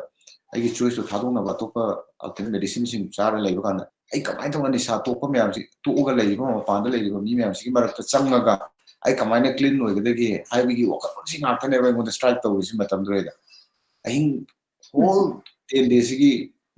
kano se to aina tum mi se no ngalam da nga tang gi half an hour gumba 1 hour gumba to nga ta ne ba aduga hajiki rehab hang bai mana bas da magi am personally ai gi request ama da every center da madu yate aina mo da have se down down kuding ge yim da phone tang gi taw ge na taw we di at least ai gi nupi gi magi voice to dang mo se taning mo kai sari gi kamai taw ge na maina dang hanga ga wari di am pina continue taw di na taw adu bo gi aya ba si ka do na ai mana do na pibi ado adugi mama mama da leiba kan da di yum da ngakang phone taw si wan sa mu taw phangadi khoi ni sa cha bi yam haiba technique ama leba tapna di yam soft na di dum ngang ba wahi ma khak da thet pa na yum da threat taw bi kanu si no mun khang mo da no ala dum ko lak pi ne anu matam du di adugi kanu du si yaw dre aduga ai sa na su dum lai khaje ki kai na haira ga dum leiba dre da imana bu na su dum aina hai ba khara dum degi manung taw do ba khoi therapy kari kara ma su son buduna mo di tohalunu ma di tohalunu adumba kharasu yengbi hi ba ingona aduga khanbadi matam dura ina phangba pain se kamai haidunu hon yam fasan phange pain di kaino da every area sum yengu ba kanda lakhani ngai amte yawdre lakhani ngai haksang phange sole degi financially phange kamai no ai build up tawdino kamai no mai earn tawdino khalle degi ai gi livelihood na tawbu ya ba me ama stages me ama ingon opportunity me ama phang loi mangan ngare ai kamai no mu ai hingdana bi kaino se isa su sawre kamai na thap to no ma ri ma gi demand me hengala kani sahi sum day by day mai demand me se kamai meet to handino ko to no kana tu ma gi kaino me ama su khang khanda bu dina te ba adu last time low decision whatever last time I to bu gi consequence ni khala ga mai ok na re ha gi spirit ni ba ngon la krisi matam duro aduga sagi mayam na su hangbi ningbada sigi healing phase ina ko jarake pharak pagi phase sitai sida yamna wa ki basi physically dang natabada amuk masigi awabasi drug to chara gadi phagani kaina khala ga yamna tempting oiba madugumba phau kibra phauragana madu kamaina overcome tawrakanda ai chara roi haina masida dum lepaga aphabagi lambi da lakpagi example kitang haibi masigi temptation sidi dum hojik su dum phau da budi nati ana hojik phau ba siga initial stage da phau du gadi yam khenai kai gino da amana thadokpa kuirakpagi aduga ai lifestyle dasu kharadi leire kaino da nisha sabagi keno se to ke hai taraga complete behavior change samde yam darka hoyo habidi ba hogolakpadagina hore nai tumam dai si bau se da ai kitang hana yam irresponsible oramado kitang ai responsibility masak khangma mathau tai adigi ai reality se karino ai present living se kamaina leigadoino habigi keno se yamna minutely khangba di darka tai khangba da na in action oina practically ai kharadi tawdaba yaro temptation se yam strong oi keno da initial stage da di kayino tolapa kuidrinina mentally su burden me am leire adigi ai emotional su imbalance oi banina lakpa keno me am duna problem me am duna hani gi lambi dure he pusan gi tawe matam da tungba gi ai keno sina sieng gi baduna amai khala ke da matam dura di amus asal laga di hani gi piom dura gi he no wani ko habi keno dum di uye amai no wani ko habi gi ngasi ad matam da kan thama farak gi tana ngasi na thama me ya to le is de amus asal loga di sigi to le bin mit masing si bodu mangi duini ko ai amuk si makeup to ngam ba ye ngam da ba ye sigi mega halaga yang wana so ngamakta ko decision ma lawraga thangai ba journey stay da kai doi mangan doino whatever life ta la problem kudima nishana di solution di ohelagum ge dudi mohta consequences ai shana face to jaraga hingde yada bagi keno dro da ai true spirit ro ai hingna ba kona ba tabne la maina khara war ga dila do hajiti sometimes movie em ba kan du use yamna engonda tempting way haibidi cinema ro koi glass da heavy my songs so ice cube ko thada base ade haziki winter season sida gadi yam tempting oi da bina te I am very to be honest I am tempting oi tawu do asima thauraga aidi ke amma sina di satisfied to ya da ba sida stop to ngam da mi ko hena dum more and more demand to mi dina tan ge man wakan khalro ga su makha ta ba gi oi rakka do da gi first page tuna agi kano do haziki yam toina in cook sida da gi ai kano sina thanda visualize to ga leijabaduna chaning da thang da mayam su le aduga amana mi ma le ma matam hanadi bisa sawa aina nawa mamang na tu inga da mate to pa kan se da asawa mi ma la ko upa kan ta mana nungai ra chapado adu nga to ina ko si da singjel le adwai do ina ai attraction set mai le hajik sina mu asawa ma la ko kan se da aina mo asawa sing do ina look down to budina ta ma gi le pyo da su chara ma ga di si pyo si do oi do ni ko Azire light area khara da mayim da hanjin da ba ingrab state da street da tuma mayam leba aduna aju sara magadi siba na traga sigi station di so yodu ni but very fortunately is degi hogala ba ngamawra ni si station si yodu ni ko tu mota yodu ba mayam je sigi station si yodu na ba ya sigi station so ina thina ba khara di kan mangam re gi kana kina positive hoina in every area mo ya war pa khuni maina loina mo gi ngam gi wa na ta sum makata na sa salaga di ya wa ngak tani habi kai no tumadi message tumadi ai convey to ge na ma ni sum khalak paduna asi aina hataba ma kan ma to ge khala ga su aduna di pu halaga di satre kai no na ba khachitang kham yamna limited oiba kai no da ina to ba ngami khara si amu mang hidra habi gi ngo de yam pamu ja ba kai no ma kai no filter lai ni si mangan indre ba ngo kai no si gi kai no si di aina possess to ri ba si gi properties ma di pasana lai bi ya na te aina ngasi isa to ga lai ba sahi khara se ai pesa yam paire karo pati ai heng eta ni sa ba mai karo ta ra da lai gi kai na phang ga na te it's a kind of big miracle ne ba ngo na na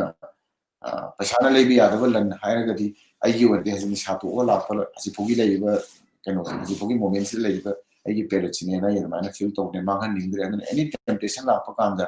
aduna di pur ga sat na ba je hasi ki lai ba gi kano sina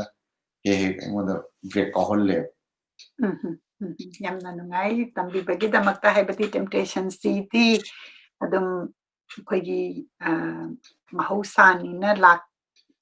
I hujik chu la I adubu temptation se ngak thokpa ngamba hanana pi ingai da nauringai da drug chabagi nungai badudang urakhiba aduna drug chaninge haina mayam sina chatkhiba duka hujik na drug chabagi phattaba mayam du madu charagati adu gi du ururabanina maduda mukka tara taningde tara roi haina will power to kallabanina thokpa ngami haibani aduga ngasai lifestyle change tauba responsibility hengkatpa adugumba rom da henna changi haibani makha tarakpada akhoi warisi yamna nungsina sanabnina 69 minutes yore aduga khangning badi yamna leiri akhoi yengbiri pama yamna su question yamna hangbirai adubu aina huziki Sanity Foundation haina lengkhatpiriba rehab center se sigi maramda su khangjaningi aduna masigi maramda khajiktang haibi तसिमकदा इसे आइना आइगी ड्रगिंग test लेरिङाइदने हेले आइगी profession दा खरा वांगना hierarchy खरा वांग द लेरमस even Manipur state AIDS control society दाइ थबक अमसे तोरमे अदुना तब मोगी मखादा मोइना फंडेट तौबा इवन अखोगी ओन एनजीओ मो तोरमे अदु फत्तबनिना आइना मतंद्रेदा लुन माने हाइता इ पैसा तोवाना बिजनेस तौगने याम तालमी कोलम याम तोरम तोरमा कांसे रेगोने याम कन्ना सिगी प्रोफेशन से इंस्पायर तौरिसि कमाइन तौगेदा आइना चाही अमगुंबा क्लीन लेरकगी टाइमिंग स्वाइसदेदा थबक से कन थिए तंग कनो ओइबा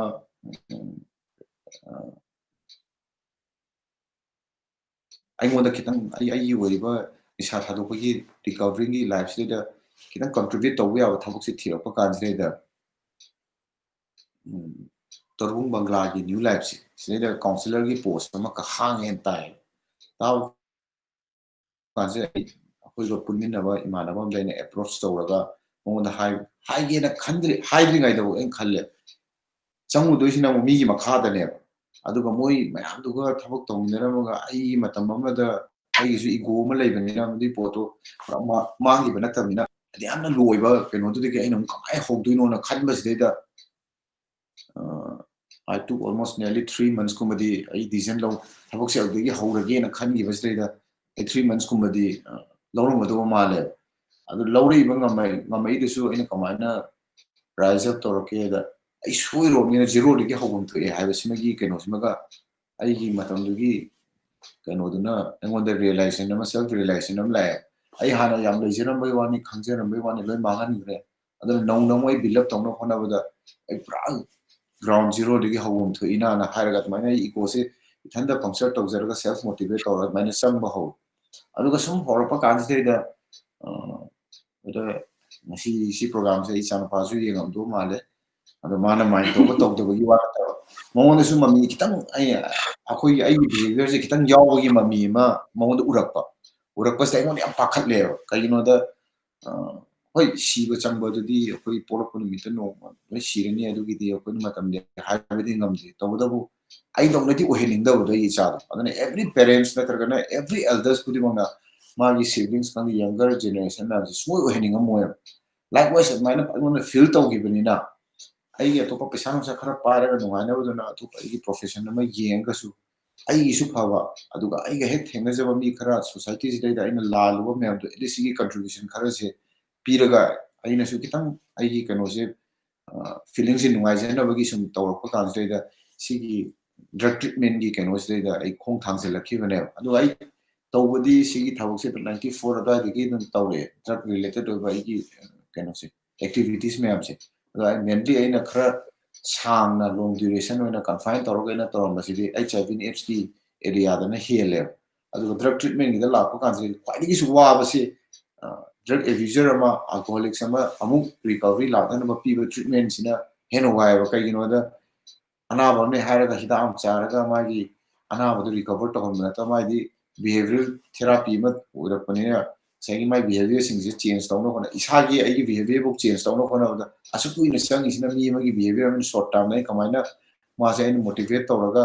aina ma kamai na ina change to do no ha bi gi keno sima lai adu at least ai gi side gi ina ngam contribution khara pi da di lowre mai kana bani lowdre mai mangja bani adu at least mi du gi phanana ba tawna ba hona ba ai sa su phei ko na hai gi feelings er mai la ga ai ni am lai na su ho na te gi center se yam sing na har ga di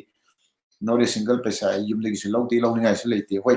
pi ba ngam ba yi sin nau di le adu ai na matam ma da low thok ki ba myam ni kai ja ba ari being the eldest ai ikha ta ba myam gi so ina paisa se hai bi kai je and I sum khalisa after 3-4 years aina tawriba keno sing sidai da naturally thajarak ba haiba ma la kana aina thajalu ba nataba ꯄꯦꯟꯗꯅ ꯑꯩꯈꯣꯏ ꯗꯥ ꯇꯧꯔꯤꯁꯤ ꯈꯔ ꯋꯥꯔꯝꯕ ꯌꯥꯏ ꯑꯩꯈꯣꯏ ꯀꯩꯅꯣꯅ ꯇꯧꯔꯤꯁꯤ ꯈꯔ ꯋꯥꯔꯝꯕ ꯌꯥꯏ ꯑꯗꯨ ꯇꯧꯕ ꯌꯥꯏꯅ ꯃꯣꯏꯅ ꯈꯪꯉꯒ ꯇꯧꯔꯛꯄꯗꯣ ꯑꯗꯨ ꯑꯣꯏꯅ ꯉꯥꯏꯔꯒꯦ ꯑꯗꯔꯋꯥꯏꯁ ꯑꯩꯅ ꯍꯧꯖꯤꯛ ꯇꯧꯔꯤꯕ ꯁ꯭ꯇ꯭ꯔꯒꯜꯁꯤꯗꯤ ꯑꯩꯅ ꯅꯤꯁꯥ ꯆꯥꯔꯤꯉꯩꯗ ꯇꯧꯔꯝꯕ ꯁ꯭ꯇ꯭ꯔꯒꯜꯗꯨꯒ ꯍꯧꯖꯤꯛ ꯑꯩꯅ ꯅꯤꯁꯥ ꯌꯥꯎꯗꯅ ꯇꯧꯕ ꯁ꯭ꯇ꯭ꯔꯒꯜꯁꯤꯒ ꯌꯦꯡꯅꯔꯨꯕꯗ ꯑꯅꯤꯁꯤꯒꯤ ꯀꯝꯄꯦꯔꯤꯖꯟ ꯑꯃꯅ ꯅꯤꯁꯥ ꯌꯥꯎꯔꯤꯉꯩꯗ ꯇꯧꯕꯅꯤ ꯑꯃꯅ ꯌꯥꯎꯗꯅ ꯇꯧꯕꯅꯤ ꯁꯤꯅ ꯍꯦꯟꯅ ꯑꯩ ꯈꯤꯇꯪꯗꯤ ꯁꯥꯐꯨꯕ ꯐꯕꯗꯧꯅ ꯇꯧꯋꯦꯅ ꯈꯜꯂꯒ ꯑꯩ ꯑꯗꯨꯃꯥꯏꯅ ꯈꯣꯡꯁꯦ ꯊꯥꯡꯖꯤꯜꯂꯛꯈꯤꯕꯅꯦꯕ ꯌꯥꯝ ꯋꯥꯏ ꯍꯟꯗꯛ ꯁꯤ ꯀ꯭ꯋꯥꯀꯩꯊꯦꯜꯗ ꯍꯣꯡꯉꯛꯏꯁꯤꯁꯨ COVID-19ꯒꯤ ꯌꯥꯝ ꯀꯟꯕ ꯀꯩꯅꯣꯗꯨꯗꯅꯤ ꯂꯣꯛꯗꯥꯎꯟ ꯃꯅꯨꯡꯗꯅꯤ ꯄꯥꯁꯣꯏꯗꯒꯤ ꯍꯣꯡꯉꯛꯈꯤꯕꯅꯦ ꯑꯗꯨꯅ ꯍꯧꯖꯤꯛꯁꯨ ꯌꯥꯝ ꯀꯟꯅ ꯍꯦꯛꯇ ꯑꯩꯅ ꯍꯦꯛ ꯄꯥꯝꯖꯕ ꯁꯦꯠꯑꯞꯇꯨꯗꯤ ꯃꯑꯣꯡꯗꯨꯗꯤ ꯇꯥꯕ ꯑꯣꯏꯗ꯭ꯔꯤ ꯇꯥꯅꯅꯕꯒꯤ ꯑꯩꯒ ꯈꯔ intimate ꯑꯣꯏꯅ ꯂꯩ ꯑꯩꯒꯤ ꯃꯔꯝꯗ ꯈꯪꯕꯤꯕ ꯏꯃꯥꯟꯅꯕꯁꯤꯡ खरा पुलगा ताननबा दगी आइगी बेस्ट लेवल दा आइगी कैपेसिटी मदि लै आई मी अतोप सेंटर दौना मी याम थम्नसु ngamde कइनो आई मोन ह्यूमन रिसोर्स वाटगी कइनोसु लै आइगी फाइनेंशियल कन्स्ट्रेंट्सु लै एंगोंदा सॉन्ग ओइदमिना आई हे ngamजबि चांगदा आइना ngamजब मी खरा थम्मगा मोगी मतेंग खरा तौगे at the same time कइनो सिगी मतेंग तौबसिना आई मा फदे मी मा फदनबा ताकदा आई मा हाना फदे यातबगी यादे हाइबगी कइनोसिमा लैबदो मसी मयेक सेना हजिते आइना उबा फंगेबा दुना as long as I hang on Migadi, I see professions in the whether it may be at the Matamana Makan at the free of course Pamanga Magana for the time being I may be Krakra, Moy Messi, Lower, Angamabi, Messi Yagera, Tarakatan, Wagera, only 15 Katan Wagera, in few numbers to Resu, Hang on Migadi, Matin Pang again, and my color of Hong Tanzan like Q&A. Yamna nungai haibadi ngasai akoina rehab center si adum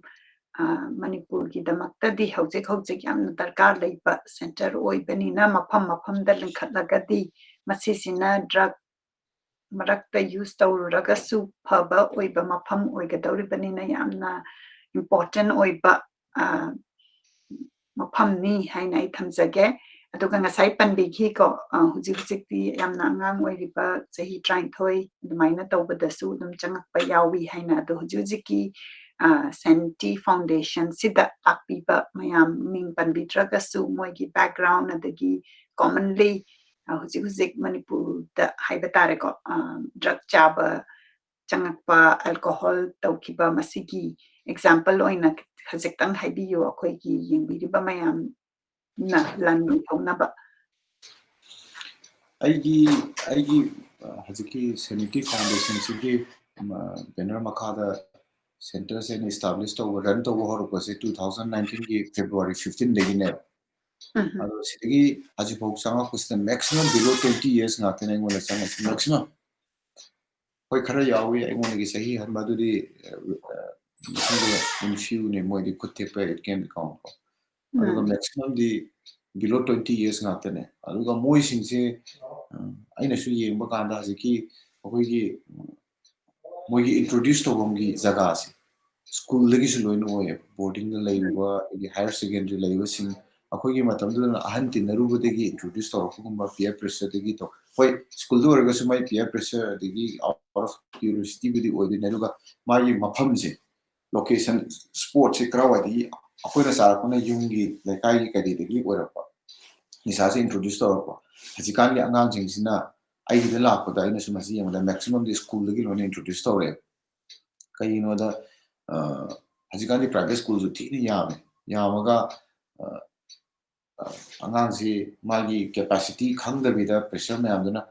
private school da bu tamaga di talung pharaga do bi tap school si kanana linkhatpano kaino adugi background swing yeng da bida private school ne ha ga di min pakshan da sanjala thara thawi kaino sima leibani na swai digi lone introduce tawre aduga aingonda main ona yamna junior oiba angang sing ai icha kuma ka sangai isna te isu ram do ma te sum khanba aina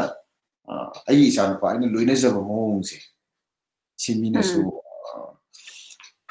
kai haini khara kaino tawe ai icha pa khara sathi edi sawgali aingonde ai sawe na jde aingonde khara sawgali ma khangba ai ga tinaba ai friend circle yaw misina brother na yamna nangi na sana pa se nana kamaine handle to na kamaine tackle to yam sawung ka ban mai demand ka ma da aina loina bu su dum phasana loina bu na adugi khara trustworthy area ma sam su lenam gadra adigi plus amana aina yam sa na ngor pa ai khangba ga ta gi ana mana mi su la ai gi center sta di khangda ba mina suddenly thilapudi kya yaudi aina ni sasara ma mong khamba adigi hazina I tuoga lei khamba mi aduna namba oina lae aduga I forcibly me my treatment tongana ko kusan bele so far has go de yaudri at least family name on the higher fund that adu madi tawgena su khandi tawsu tawro Lagi ngasagi marakta sauba anger management hai batare ko masi akoi ki ayakna su high achiever workshop aina hek tawzai akoi ki soft skill oiba confidence high confidence lainaba self esteem yauna lainaba adagi self worth henkatna pa adagi anger management time management goal setting sigumbada focus tawjaraga ayakna dum tawzai ado da Pushpakanta ki personal experience su yauna anger management se kari na khwaidagi tools natraga techniques sizinaraga calm down oibagi example kitang mayam da khangnanabagi damakta pibi I see I'm a religious way begin at Tico. I seem center treatment or Pocanda Holy prayer Makalay. Some serenity prayer Harako. Matupa normal person in the Sukanoto when I see activity Christian with prayer paragraph whom when I like to the first paragraph to come on when I rehabilitation centers instead Adugi prayers come on the cine Aduga meditation siga. Ado aina sum lari khara sum pa ai sum aina sum pamjaba lari khara sum pa ba kanjida thaina budi na khong su yam tare adegi mina ha su yam ta sauraga di mingje ne ngo kaina ado ai experience ai aina yam kanna sauraga di mingje ne ngo mingje soi kai ne ai yo na de main lai aduna sum pa ba kanja sum thengna ra kanda quite time lo wa tammo na yam kanna hai ba maina thengna ki bam lai saura kanja kai no da aina sentence ma thinai danger is just a letter from anger and have a lay. Adugi can was any loction among the anger say, Tang have father holdergadi, hostile or to buy a cabin. So Yorka doing havigi, Kanomaka, I experience to see a good mind to it. I don't know, I can't sour. Me among a sound of boy, I family the soul boy. Adugi, Zagadurigi, who nice hydronabagi. Zagadurigi, avoid our laga, you have quite time to go on the Mississippi practice in a many. I can't always. Aduga ithanda leiraga mi amaga hogiba past life to tongi bagini khangdi natragana mi naigi maramda ngamna ra akanda ithanda saubigi ni khangde sumaina saugala pasidi sine na imonde di ayi ondi kha sathi sum matang sum degree si wakala ke to kharabu wakale ne evel wera akanda di barabar isi am kana habit of reading mudi hasi pudi letra do su ayi bed na gumba ayi table gumba yumda kaino masu at least ayi kaino se model se busap tawge ab reading material ama de hapaga di chatle page ama da photo wahi ani hum do se yenge ngonda kitang nungai adu na ngonda coping skill ama di oiraga di chatle aduga fazana mo ayi mood yam nungai ra kanda ngonda comfortable wara kan ayi saw maram yam se ayi isagi oba introspection ama mo ai tawe saura kan sidi phada hodre ke ngonda oigi ba mama ne saw de even ai pesa se ga go yo sa ja to se ga ba sa ki khom yam to in lang ba phong thong da ni su mar ma ta mong taw di yaw ni ko kai no ai ke no se saw jam saw ko ma tang law ne khar kana thin lam gum ba kaw rom gum ba dum se dum mar ma ta taw di yaw adu wa ji ti yam to ne yam fikir ne yam often taw di na tra taw go se la le ha ma di ai sana admit to gi ke no dum se na thang ga to na de ever when ba check ke ka na ga ma na ikana Haziksu dum ai still practicing hai tare pura muti lo ke hai yamna nungai share to bibagi happening asai anger se anger gi yamna intense oiba situation du leiragadi madugi situation du dagi chathoga isa se quite time da thambiba aduga awareness is very important isa se na aware oijabadu o aise saure natragana mana haiba sina ingonda wakhan nungai taba ma phaure natragana aina wakhan se chung khanjan gi ba past life ta du thoki ba kari gi no mana du hai gi bedo natraga aina du haira matin adu gi du escalate auraga di madu divert tawna ba reading tawba adugumbagi paujel ni pipi si yamna nungai aduga ngasagi yamna frankly hujik su ayakna practice tawzari haibase akoi khuding maksi perfect oiba natte akoina tools and techniques se khangaga awareness se khangaga di madu tholakpa kanda akoina sizinaba ngamba aduga kaigumba soidana tokthokragasu ai lale ai ngaktangduda saugidana ai potu thugairure natraga nangonda thina ngangure haiba ngambagi admit tawbaraga sorry hairaga akoina relation du phajana thamba ngambagi maramduni haibirisi matang asida aihak picture khara pukhacharake aduga picture asigi maramda paudambi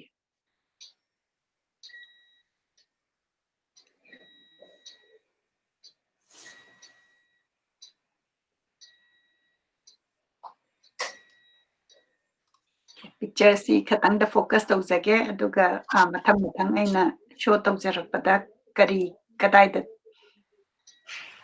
nambibkhibano haibadu paudambi sigise 2005 ne aduga maxi makada khoji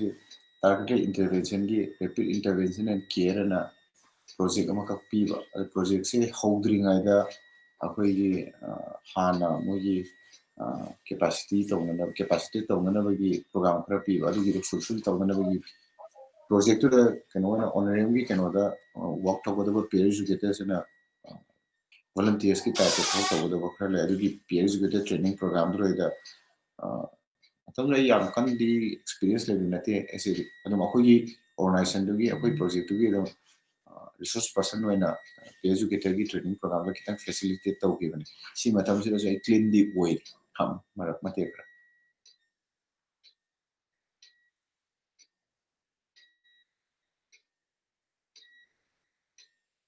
sina haziki React project se continue tawba hawra kanda project tugi component omo wena adagi activities ama wena akogi infected and affected with HIV and AIDS ki ID users ingi spouses in the people awareness program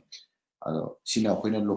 locality da kumdharaga project area gi manunda include tawba jaga singdoida moida HIV and AIDS lady kamaina akoina prevent tawraga laini adu kaiguma akoina adugi victim oraga di how can we live a positive life atugumagi awareness pibagi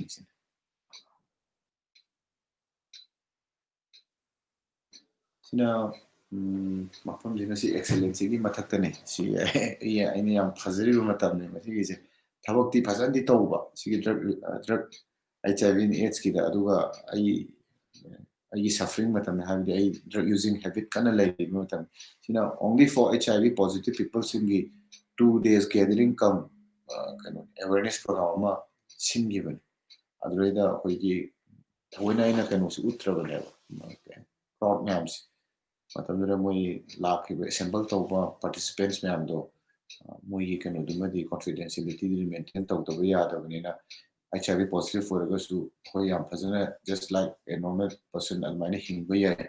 kaidogi akoina ngasigi positive conference tawrino habigi matangdura sum khara thamgiba kanu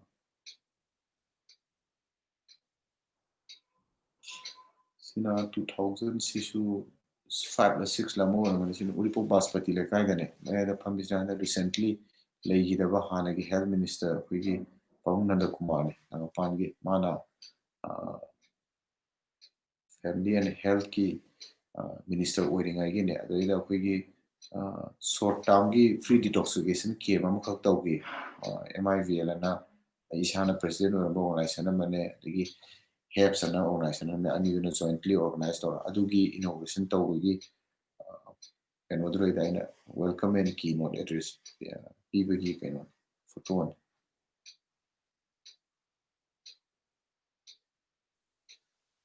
sina ngasai ga hajagiba MIVL kano organization dugi kano da every November 1 se international drug users day tabane adoida yam samna kuigi organization sigi member makaki mayumda nagampalani adeda akoina international users day sigi limit siga mari lainana kadobagina akoina sigi limit se observe tawrisena pangthokhiba numit amagi kano sisu chapmane sisu spouses tani sina kogi STD STIs adegi atopa related co-infections HIV co-infection gi adagi kano tawo me adagi spouses sing adagi some local mera pai bi sing yauraga koigi rehab project tawringai koigi office excellence da leiringai da office ta kawraga tawgiba small group meeting sina ngasagi koigi May every third Sunday third Sunday kudingi for every year International AIDS Candlelight Memorial Day observation tawbani adugido akoi organization amakak lay POP plus and people are positive and aduga degi atopa organization kharaga pullaga jointly 2005 la 6 la amna waram do ma 2005 la excellence da organize tawminaga observe tawgi bagi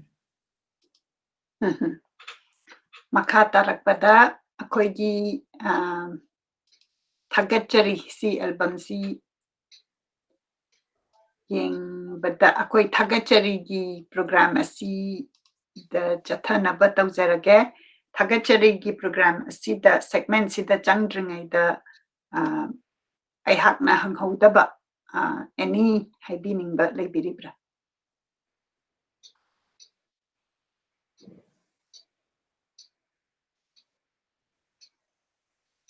Ei kya ledo matam je sum sangbo khrani ko na mathang timing ma phangba yengas ahoi hoi hoi makata na si soidana koi adum koi gi drug ki problem si muthat na bagi initiative ta adum koi conversation tawminasi aduga masi koina wari si sum saragadi akoi bu yengbiriba tabiriba family member yaugani adagi hujik hujik sijenabiba mi yaurangani yengbiriba mayam sina sigumba program se taragadi aina smaina changuribasi ai phaba yai haina khanbagi inspiration natragana mama mapa amana yengba kanda aina angangi mamangda khana chaina batawrisi masi mangonda nungaitaba oikhiba yai aduna phataba lambi de chakhiba purakhiba yai aduna ai isa control tawge haiba adumaina khalhanbagi inspiration yamna conversation se laitragadi akoina inspiration si phangba watkani akoina phongna wari sanaragadi akoigi Manipur ke society da lotsanba masisu dum leidana ko especially drug users sigumba se leibanina akoina phongna wari sanaragadi masi akoi society gi oiba problem ni akoi mayam punna changa ga sendok minasi mayam na hori ba ngasagi haibikre da Pushpakanta na rehab ta laiba angang ngakani chahi kungi makhana ayam ngakani moi mayam si kalhausi haibagi hausi akoi mayam na hominaragadi soidana Manipur da drug si muthatpang namgani haina ayhanga thajai aduna makhata na so koi wari adum sinjarake ngasigi oinadi mathang tarakpada thagachari hariba segment sida akoina akoigi society sida ngasaida Pushpakanta na supan bigre ko conflict da natana drug ki adagi imong manung nungai tabagi financially nungai tabagi any nungai tabasina thanba oiraga akoise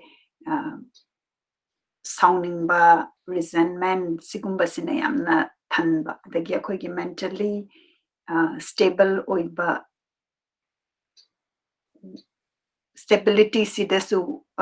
yamna soklakpa haitare ko akoigi self esteem akoigi self confidence sigumba dasu yamna soklai haina khanjai aduga akoina thagat pa se sum kausalakpa awaba mayam se sum urakanda duna akoi mayam se thagat minasi karigino araga thagat lakanda akoise ai isana mi ama thagat lakanda ai gisu personal growth ta kana hogani aduga thagat liba duna sumagi thagat wahi do taragadi aina taurisi kananomna dadi kanai haina khallaga masigi positivity si yam banina ayhangna Manipur da masi khara thagat bagi practice set tawminasi haina tawjabani masida ngasigi numitsida ta Pushpakanta na personally adagi at the level of Manipur aduga globally mi ahum khangkatpiraga thagat pinabagidamakta ningsingjari Yeah. Personally, thagat sabasi kenoni. Pawung thangsam karuna mayas. Personally, I am kana di una hote. I magi activities, adigi magi discipline, adigi magi contribution societies da ine picture na yang kanda nisa chawasi tu ngana bagi nisagi sigi manage si kitang mana ngamba mo da help ꯇꯧꯅꯅꯕ ꯍꯣꯠꯅꯕꯗ ꯃꯥꯅ ꯄꯤꯈꯤꯕ contributions ꯑꯗꯨꯒ ꯉꯁꯤ ꯑꯩꯈꯣꯏꯅ fellowship ꯑꯃꯈꯛ ꯂꯩꯌꯦ ꯏꯁꯥ ꯆꯥꯕ ꯃꯌꯥꯝꯅ stick ꯇꯧꯔꯒ ꯃꯗꯨꯒꯤ spiritual principle ꯗꯣ ꯈꯔ practice ꯇꯧꯔꯒ ꯆꯠꯄ ꯃꯗꯨꯃꯛꯀꯤ ꯀꯩꯅꯣꯁꯤꯐꯥꯎꯗ ꯃꯥꯒꯤ creditꯇꯒꯤ ꯃꯥꯅ ꯇꯧꯔꯒ ꯑꯗꯨꯃꯥꯏꯅ ꯄꯨꯁꯟꯕꯤꯔꯛꯑꯒ ꯃꯇꯝꯗꯨꯗ in few numbersꯗ ꯃꯤ ꯈꯔꯗ introduce ꯇꯧꯔꯒ ꯉꯁꯤ ꯑꯩꯈꯣꯏꯅꯁꯨ ꯃꯗꯨꯒꯤ ꯃꯈꯥ ꯇꯥꯕ follow ꯇꯧꯔꯒ ꯆꯠꯆꯕ ꯉꯝꯕꯅꯦꯕ otherwise ꯀꯩꯅꯣꯝꯃꯗ ꯑꯩꯈꯣꯏꯅ stick ꯇꯧꯔꯒ ꯆꯠꯄ ꯅꯠꯇ꯭ꯔꯒꯗꯤ ꯑꯩꯈꯣꯏ ꯀꯩꯁꯨ ꯍꯟꯖꯟ ꯍꯟꯖꯟ ꯑꯩ ꯁꯤꯗ ꯁꯣꯏꯗꯣꯔꯦ ꯁꯨꯃꯥꯏꯅ ꯇꯧꯗꯣꯔꯦ ꯍꯥꯏꯕꯒꯤ ꯑꯦꯋꯦꯌꯔꯁꯤ ꯑꯣꯏꯕ ꯉꯝꯃꯣꯏꯕ ꯑꯗ ꯁꯤꯒꯤ ꯑꯦꯔꯤꯌꯥꯁꯤ ꯄꯥꯎ ꯀꯔꯅꯥ ꯃꯣꯏꯁꯤ ꯂꯩꯔꯝꯗ꯭ꯔꯒꯗꯤ ꯑꯩꯈꯣꯏꯗ ꯉꯁꯤ ꯊꯣꯏꯗꯣꯛꯅ ꯈꯪꯗꯕ ꯑꯃꯁꯨ ꯑꯣꯏꯅꯦꯕ ꯑꯗꯨꯅꯁꯨ ꯑꯩꯅ ꯏꯍꯥꯟ ꯍꯥꯟꯅꯁꯨ ꯄꯥꯕꯨꯡ ꯃꯁꯥꯐꯥꯎ ꯂꯩꯔꯤꯉꯩ ꯃꯇꯝꯗꯨꯗ ꯈꯪꯗꯕꯤꯗ ꯑꯩꯈꯣꯏꯒꯤ ꯑꯦꯟꯇꯤ ꯗ꯭ꯔꯒ ꯑꯣꯔꯒꯅꯥꯏꯖꯦꯁꯟ ꯑꯃꯈꯛꯀꯤ ꯐꯪꯁꯟ ꯑꯃꯗ ꯑꯩꯅ ꯄꯔꯁꯅꯦꯜꯂꯤ ꯑꯦꯄ꯭ꯔꯣꯆ ꯇꯧꯔꯒ ꯑꯣꯔꯒꯅꯥꯏꯖꯦꯁꯟꯗꯨꯗ ꯄꯥꯕꯨꯡ ꯀꯔꯅꯥ ꯃꯣꯏꯁꯤꯒꯤ ꯃꯣꯃꯦꯟꯇꯣ ꯑꯃꯗꯤ ꯄ꯭ꯔꯖꯦꯟ ꯇꯧ ꯃꯌꯥꯝ ꯂꯣꯏꯅ ꯀꯧꯕꯁꯤꯗꯩꯗ ꯃꯥꯒꯤ ꯁꯥꯏꯠꯇꯒꯤꯅꯤ ꯉꯁꯤ ꯅꯤꯁꯥ ꯆꯥꯕ ꯃꯌꯥꯝ ꯑꯃ ꯐꯔꯒ ꯈꯤꯇꯪ ꯄ꯭ꯔꯗꯛꯇꯤꯚ ꯃꯦꯝꯕꯔ ꯑꯣꯐ ꯗ ꯁꯣꯁꯥꯏꯇꯤꯅ ꯈꯤꯇꯪ ꯃꯔꯦꯛ ꯃꯍꯥꯎ ꯌꯥꯎꯅ ꯍꯤꯡꯕ ꯉꯝꯃꯤꯁꯦ ꯑꯗꯨꯅ ꯃꯥꯕꯨꯗꯤ ꯅꯣꯏ ꯈꯤꯇꯪ ꯔꯦꯁꯄꯦꯛ ꯇꯧꯒꯗꯕꯅꯦꯅ ꯍꯥꯏꯔꯒ ꯃꯣꯏ ꯃꯌꯥꯝꯗꯨꯗ ꯍꯥꯏꯕ ꯅꯠꯇꯦ ꯑꯩ ꯁ꯭ꯇꯤꯜ ꯍꯧꯖꯤꯛꯐꯥꯎꯗ ꯑꯗꯨꯝ ꯈꯔ ꯎꯅꯍꯧꯕ ꯃꯥꯅ ꯇꯧꯕꯤꯔꯝꯕ ꯑꯦꯛꯇꯤꯚꯤꯇꯤꯁ ꯃꯌꯥꯝꯗꯣ ꯑꯗꯨꯝ ꯅꯤꯡꯁꯤꯡꯉꯒ ꯑꯗꯨꯝ ꯂꯩ ꯑꯗꯨꯒꯤꯅ ꯑꯩꯅ ꯄꯔꯁꯅꯦꯜꯂꯤ ꯋꯤꯗꯥꯎꯠ ꯑꯦꯅꯤ ꯀꯩꯅꯣ ꯂꯩꯇꯕꯤꯗ ꯑꯩꯅ ꯃꯥ ꯏꯟꯁꯄꯥꯌꯔ ꯇꯧꯔꯒ ꯂꯩꯖꯔꯤꯁꯦ ꯌꯥꯝꯅ ꯅꯨꯡꯁꯤ ꯍꯥꯏꯕꯗꯤ ꯑꯩꯈꯣꯏꯅ ꯁꯤꯒꯨꯝꯕ ꯐꯤꯒꯔ ꯑꯁꯤ ꯌꯥꯎꯔꯀꯥꯟꯗ ꯏꯟꯁꯄꯤꯔꯦꯁꯟꯁꯦ ꯍꯦꯟꯕꯗꯨꯅ ꯊꯕꯛꯁꯦ ꯍꯦꯟꯅ ꯆꯪꯁꯟꯕ ꯉꯝꯕ ꯑꯗꯨꯒ ꯐꯅꯤꯡꯕ ꯐꯥꯎꯍꯟꯕ ꯑꯗꯨꯒꯨꯝꯕꯒꯤ ꯋꯥꯔꯣꯜꯅꯤ ꯊꯝꯕꯤꯔꯤꯁꯤ ꯃꯊꯪ ꯇꯥꯕꯤꯌꯨ ꯁ꯭ꯇꯦꯠ ꯂꯦꯚꯦꯜꯒꯤꯗꯗꯤ ꯑꯩꯁꯦ ꯐꯅꯌꯥꯝ ꯁꯥꯡꯉꯐꯥꯎ ꯀꯅꯥꯝ ꯂꯩꯇꯦ ꯍꯥꯏꯕ ꯌꯥꯏ ꯀꯥꯏꯅ ꯍꯟꯗꯛꯀꯤ ꯑꯩꯅ ꯏꯅꯤꯡꯊꯧ ꯂꯩꯁꯦꯝꯕ ꯁꯅꯥꯖꯥꯎꯁꯤ ꯃꯥꯒꯤ ꯗꯦꯁꯄꯥꯏꯠ of my ꯄꯣꯂꯤꯇꯤꯀꯦꯜꯒꯤ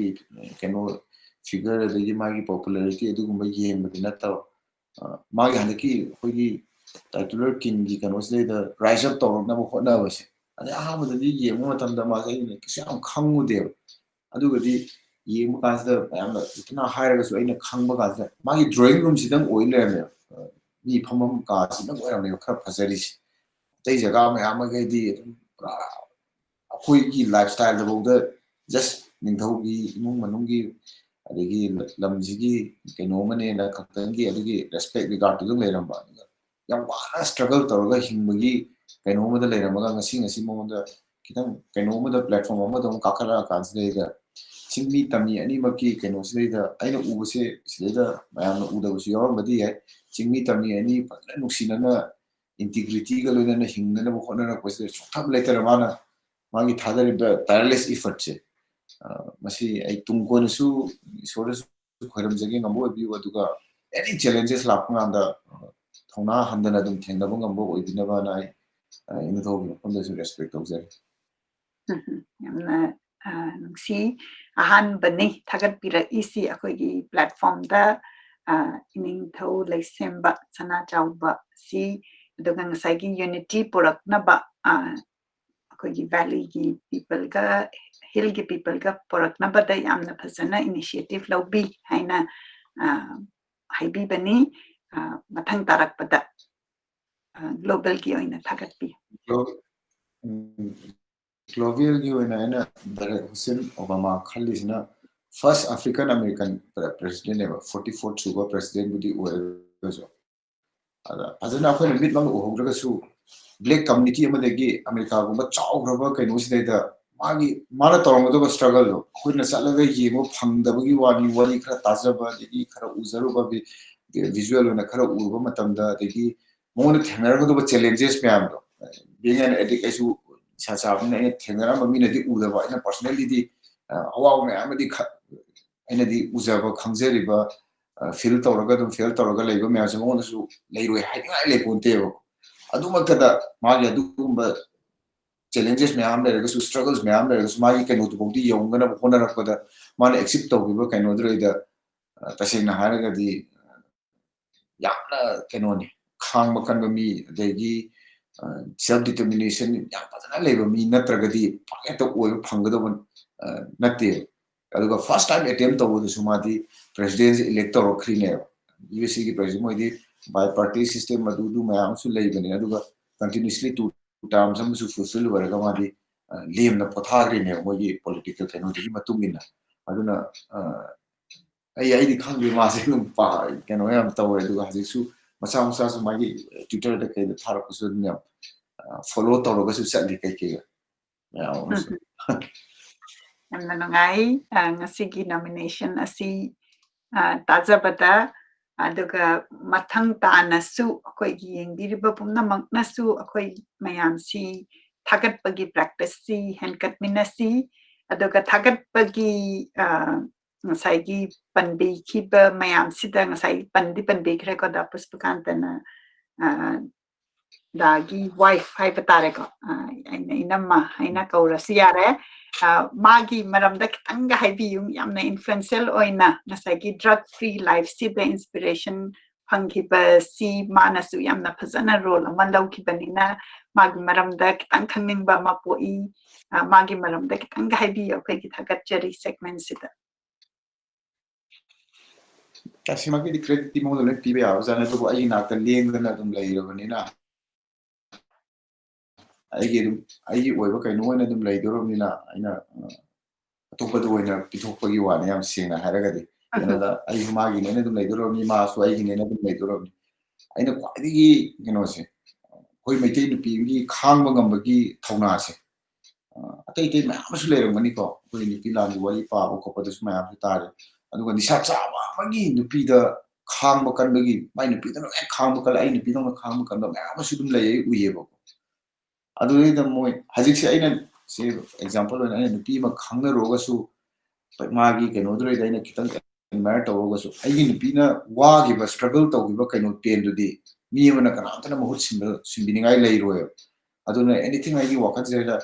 senantura ma maranga wakalon me am la ke to su ai gi da mu to wa bi gi ba se ai pi le ri ko ma na ta na kana ta na ai ngasi yo le ba stage te da matam du da bu khang ga lai gi ba do se yam sing na har ga chani ngai le ta na option na kra ba ai mo da pi se thoga ma chani de na mama na masa gi da mu ta keno do sacrifice to gi ba ma na ai gi ai ni pi sina ai gi da mu ta sacrifice to re whatever ma gi apam ba kai kai ma su tha du ga aduna adumangna ni suna ini khalle masi aina mo rise up to ba ngai sacrifice and to re ba su dum to ayakna masi amuka hanna panjari basina ngasagi drug charamba kanda wakiba aduga waragasu thajaba pira kanda maduna inspiration oiraga phanba ngambagi lambi da porakpa ngambadugi love aduga magi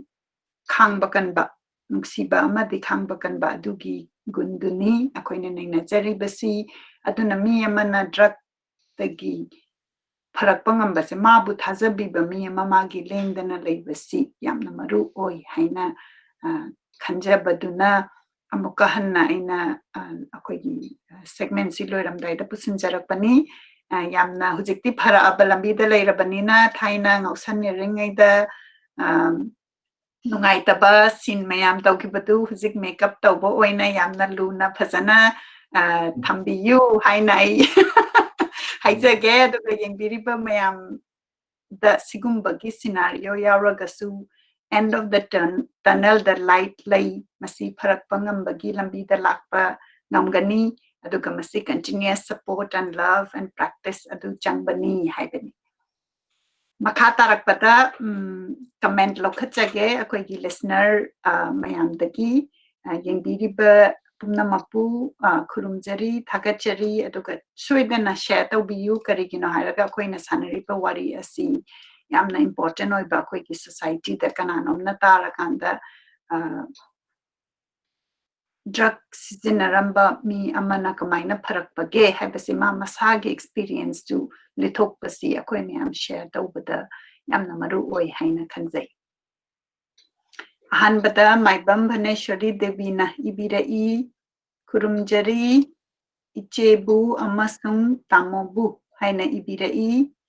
Jiten Tongbramna ibirai, good evening iche amadi sir anibu, haina ibirai, Arif Aribamna ibirai, good evening, haina ibirai, Konjengbam Sanjoyna ibirai, good evening iche, haina ibirai, Moirang Them Dinakantana ibirai, Warisi Yamna Nungsi, Kurumjari, haina ibirai, Baby Singna ibirai, good evening, Iche and Tamo, haina ibirai, Kate Tampak Leima na ibirai, Inaw Jiten live asida amuk thengnare. Ay comment si kitang yan taba watle. Dagi ibirai aygi imana aduga da Pushpakanta na oja yamna nungsina yengbiri ibungo Pushpakanta ma'am hobadagi yengi ko haina ibirai very interesting haina ibirai Sonia ke na kurumjari haina ibirai RD takelna yamna interesting oi thagajari haina ibirai Bikas Ketrimayumna, lots of love, Tabirai, Konjengbam Sanjoy, na ibesi Jif Kumboram Dokumali, Agi Apsida Tolaktre, Loitongbam Ibungo Machane Ibirai, watching from Sega Road, Martin Potsangbam na Ibirai, very interesting topic, Haina Ibirai, Soidana share taubiyu, Koi mea Manipur gi drug ki problem asi wari sanarakanda hena conversation oiraga karamba masigi lambi sida chang luragasu madugi lambi dudagi tholakpa yai haibasi akhoi mayam khangminasi adana soidana share taubi Ma'am Manipur da tholakpa matamda unasi ko ichil inaw haina ibirai Kate namok soidana unasi akhoi interaction session soidana sinjarake aihakna Manipur si jahi khudingi di thokjarakpani adubu handaki jahi sina covid ki maram oidana thokpa ngamdre adubu akhoi ki live session si Saturday Sunday da akhoi adum taujai aduna masida makhata na akhoi adum interaction tauminasi Suresh Kondongbamna ibirai interested haina ibirai Tony ka Suresh ka nasu more comment bibi basi jif oiramagani Mangal sana thokjomna ibirai Mioiba haibasidi masini mi amabu patre haina su khanba yade Pataba mayam taurasu there is always a second chance in our life haibani yamna phajaba sentence ni haibadi akoina akoigi samaj sidai sida o madi drug charamabani madi adu toramabani haina akoina judgment se taubi dana the power of now haibatare hujik hujik kari tauri haina akoina phajana samaj ama akoigi society sida support taunarakanda oina hingminnabagi warini judgment laitaba akoi landaba kana yawi haibagi question duni haibiribasi akoina lanba fattaba behavior natragana fattaba thabak ama taururagasu akoina if you are trying, I'm trying to come to the right path, I'm trying to not eat drugs, whatever it may be, adugi lambi tu dala agadi akoina phazana leminasi second chance in our life ni haibani haupam ngan bana ibirai keep coming back nasagi yamna nungsina wari amada akoina hujik hujik su temptation lay tabanate wakanda sigumba sidum laktaba nate laagasu akoina madu ngakthokpa ngambado madugi matangda haibani haina lojai Victor Lukramna thumbs up yamna bibirai Lanchenba hikru jamna ibirai I feel like the mantra for this is not to force have a great relationship with them and they will follow the rule. Nasagi akoina parents children relationship tuni. Nasai akoina wari sanajabada angang sing ga relationship leibasida sida akoina forced tawbagi romda hairagadi tawningdaba angangsing aduna open relationship ama adi space to akoina expression su haibagi relationship to thambiba haibaduni Jogendro sagol semna hangbirai drug sizinabagi nungaiba pleasure si kamaina tauge haina hangbirai masi amtang address tawbiget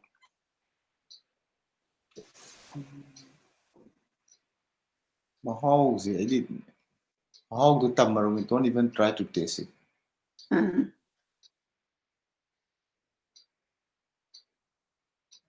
aduna masida khangninga adi mahau khangningubudagineba aduna phatte khangba potumadi akoi living example oina su dum loi u leirabaneba ada phatte khangba potura mahau tamgena khangena su hona birunu khangagadi kanaromda ung takninga kaneba kanaromda wari saning kaneba ane hena mangna bai oineba aduna yarigadi I don't even try to taste it, don't even try to know it. Mapantongdagi nungai yamna matamduda dagi hujiksu oiramba yai masigumba potse charadi yamna fashionable oiba adugumbani kaina hek uba aduna try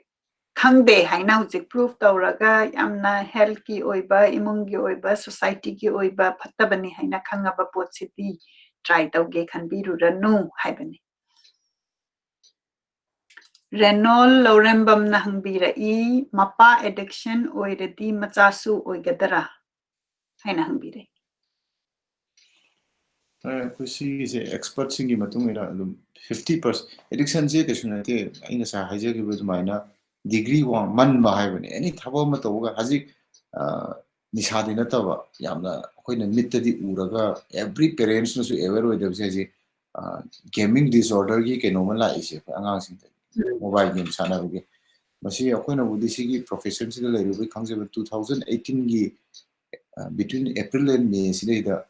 lauthokhrabne si addiction gi ke no men addiction hai se man ba hai bane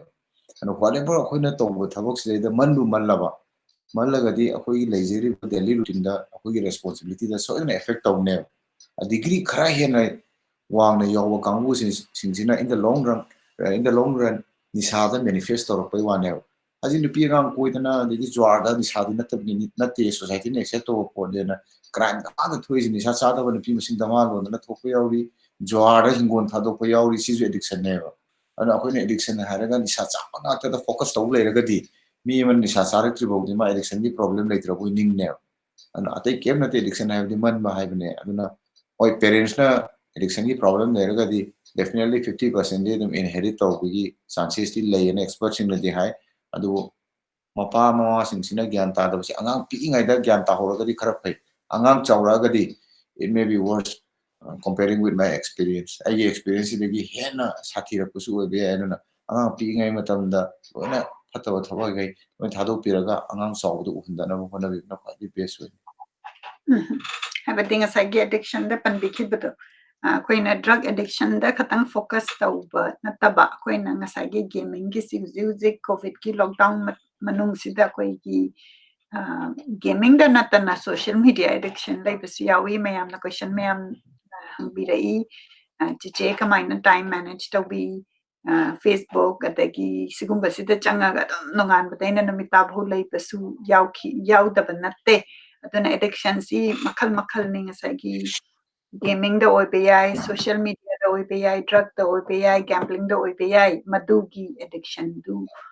leiragadi imbalance leirapatugi warini makhatana dineshna haibirai nungaiba natte nungaiba manbani haibirai ngasagi question drug sizinabagi nungaibadu gida reference ni adagi oigali madu oidanaba yamna hotnaba ama changi haibadi akoina family da uragadi angang singna madugi matau tambaduni akoina family gi imong da addiction yauragadi angang sing su oigadra haibada my Bambaneshwari Debina Ibirai, I agree when two parents fight frequently, it affects the kids, and I have experienced it. My daughter is suffering from seizure now. Haina Ibirai, Mama Mapa Katnaba si uraga nauriba angang du nati fully grasp tauba ngamdribanina moi the different ways of suffering leiba even seizure si leiba haina Ibirai. Aduna akoina akoigi personal life da khana chaina ba yaubada soidana aware oiraga ngasaigi anger management gi tools and techniques sijinarakanda akoina khara stable oina akoigi su personal growth oiba aduga na horiba angangi mamangda su tawdaba masi oiminasi haina thamjage haubam nganbana ibirai adomna khwaidagi pamjana chaba insangsi chadore khangbada phaubadugi amhani samlappa wahaini haina ibirai Dinesh thokchomna ibirai Manipur da ngasi drug ki problem asi aduki matik chaurabani arotpa oibagi miyamna khangdabagi wani ngasi aikoigi inkhatlaktiba angangsingse 80% gumba di nisa ama natraga ama decision nare haine share tawbirai masigumba study se akoina masida khara invest tawraga hena awareness program leiragadi phagani haina khali ngasai gi haibiribado arotpa oibagi habadi family mayamna su lotchinba adubu yamna nungaitaba di ngasagi youth sina nisa ama natraga ama some form of drug sizinaba haubasi yamna ure haibani NK thokchomna ibirai asumna khanna nainabagi live uba phangjabasi yamna nungai watching from Lakhimpur Kasar Assam dagi ibirai yamna nungsi Kasar Assam dagi yengbirakpagi damakta aduga akoina matung tarakpadasu sumaina akoi people of Manipur sida khangacharaga akoi miyam khangminnasi akoi miyam chawkhatpagi wari saminasi haina thamjage Konjengbam Sanjoy na ibirai iba haitre chaningba drug ama charaga yengo masigi comments madi ayakna khara pamjadre haibadi chaningba drug ama charaga yengo haibasi yamna afaba comment amadi natre akoina hairiba wari sanariba topic sigadi khara chanadre Konjengbam Sanjoy da akoi comment happada khara gyan taminaraga phajana hapsi haina thamjage Ibom chana ibirai very nice life haina ibirai Carlos Kongkham na ibirai hotnarakpagi wari sing tabada Tamo Pushpakanta hena manau sida afaba pauta piriba mayambagi wakhalon tamba yaba wahaisingsi yamna yawi makha tana ibirai hotna jarakpagi wari sing tabada Tamo Pushpakanta gi punsida mai pakpada oisanu haina ibirai Makatana ibirai maibam Maneshwari Debina tamona charingaida inama dagi paisa expect tawbibra natraga tamona paisa si talaga zabibra family financial responsibility di kanana lawbi kibage haina hangbirai ai nasi tale maximum day na tale do aina tanba mayamdi sum isa sasal le tanba ngamakra kandadi whatever magi the yausara ko pisa khamdi moni gi puhan bakandi ni sa charami ni salaga puri di ya da bani na false promise me ama tawraga khoraga puraga igi ai pokmina ba sing naw ni mong mase legi adu hayu nare hajino mamnana badum tawudne adum wabadi only ni sa sa wi wabadu dana ini hele habe wani ba physically kana atei awawa singdi chamane dum better half hai ni pizan mane na khare na wawa kai no da awawa tare mana tri laita ba diga ai kai no phani ga peng ngakang gi lata ga smana tri laita ba she is the only person standing by my side for all the time ne ma fataba do oiro apoda aduga fataba tawudo mana di mayam di wawa lawu ya da ni na man he ka khala ga to han seng man di ko meti society du mawana tawi se mai ni pina to holi ni ha tau to holi mai karam ni pinu mai ni pani sa sa ba pam de no sa pam moy adu su upai leitaba gi mi gi mapur lowudra kholudra digi seran turan tarudra khanba du gi sadabudi ngamdramina piwan sidi kwadigi nakna leba mi natana khangmoy ni sa sabamna ma hurala kani habigi expectation da ho ni sa sab kanam yawra mo sum areba bisa khrana sa ge kot ke na khalaga lo chara khiba ngakne kaisung asi lambi da tumma leiriba drug yam chronic stage da ma asigi stages da yawni khalaga ni sa sab ta yawra ko leiram mo na hoi aigi case da di aini pina tamsa hoi ma yare bu sei loi lo selle hajibo singba ngamdri kaino da aina loina piba ngamdri ngamnabadi honagena khale mana sengoda yam kara takpati oidi Makhatana lokachage Husarat sanana ibirai nisa chaba toknaba khwaidagi chawba maramsi karino amatta haibiyu haina ibirai asai nisa chaba tokhibase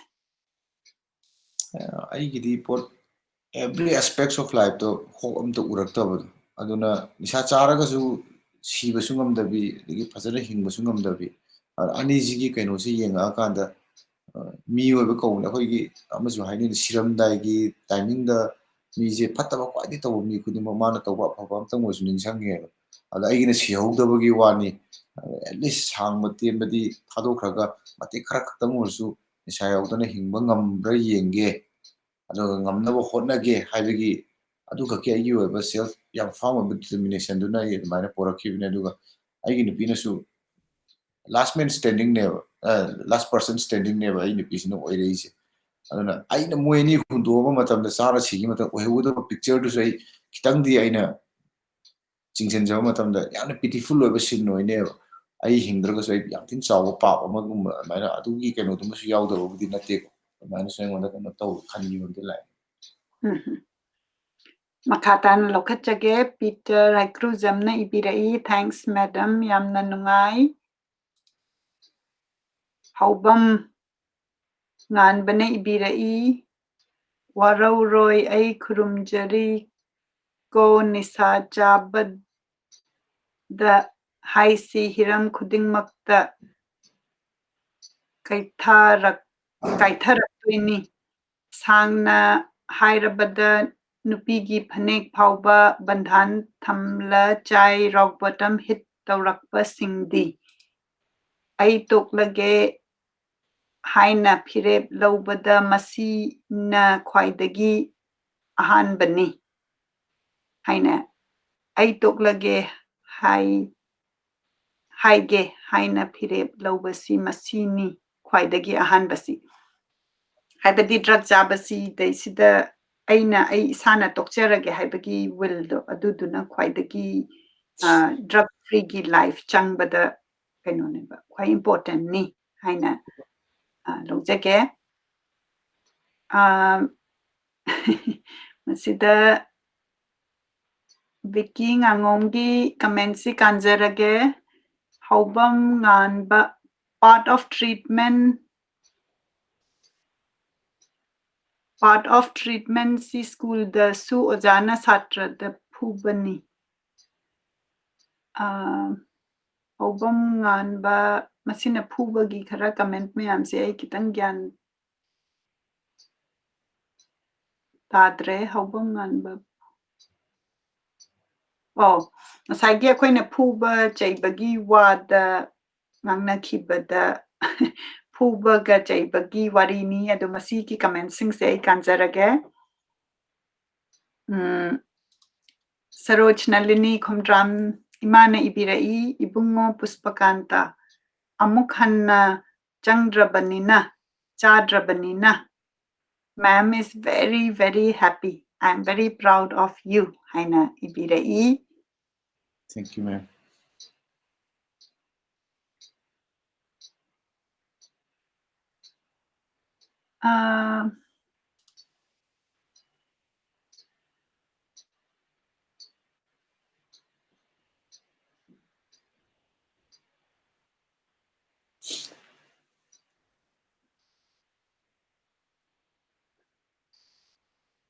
Abujam Surjan Ibirai Yamna Tabada Kanai Konjengbam Sanjoyna Ibirai Yamna Pazai brother Pushpakanta Tabada Pukning Losing Oi Tamzaba Yaba Yamna Phangi Haina Ibirai.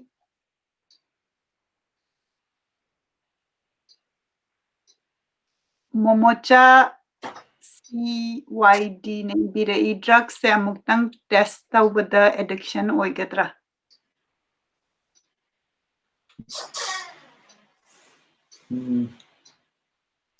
Addiction is a high university. Man maduneva. Aduna kanaguma kara socialize to agar thak kuch lei ni not being an addict. Take a matter of the kuch lei to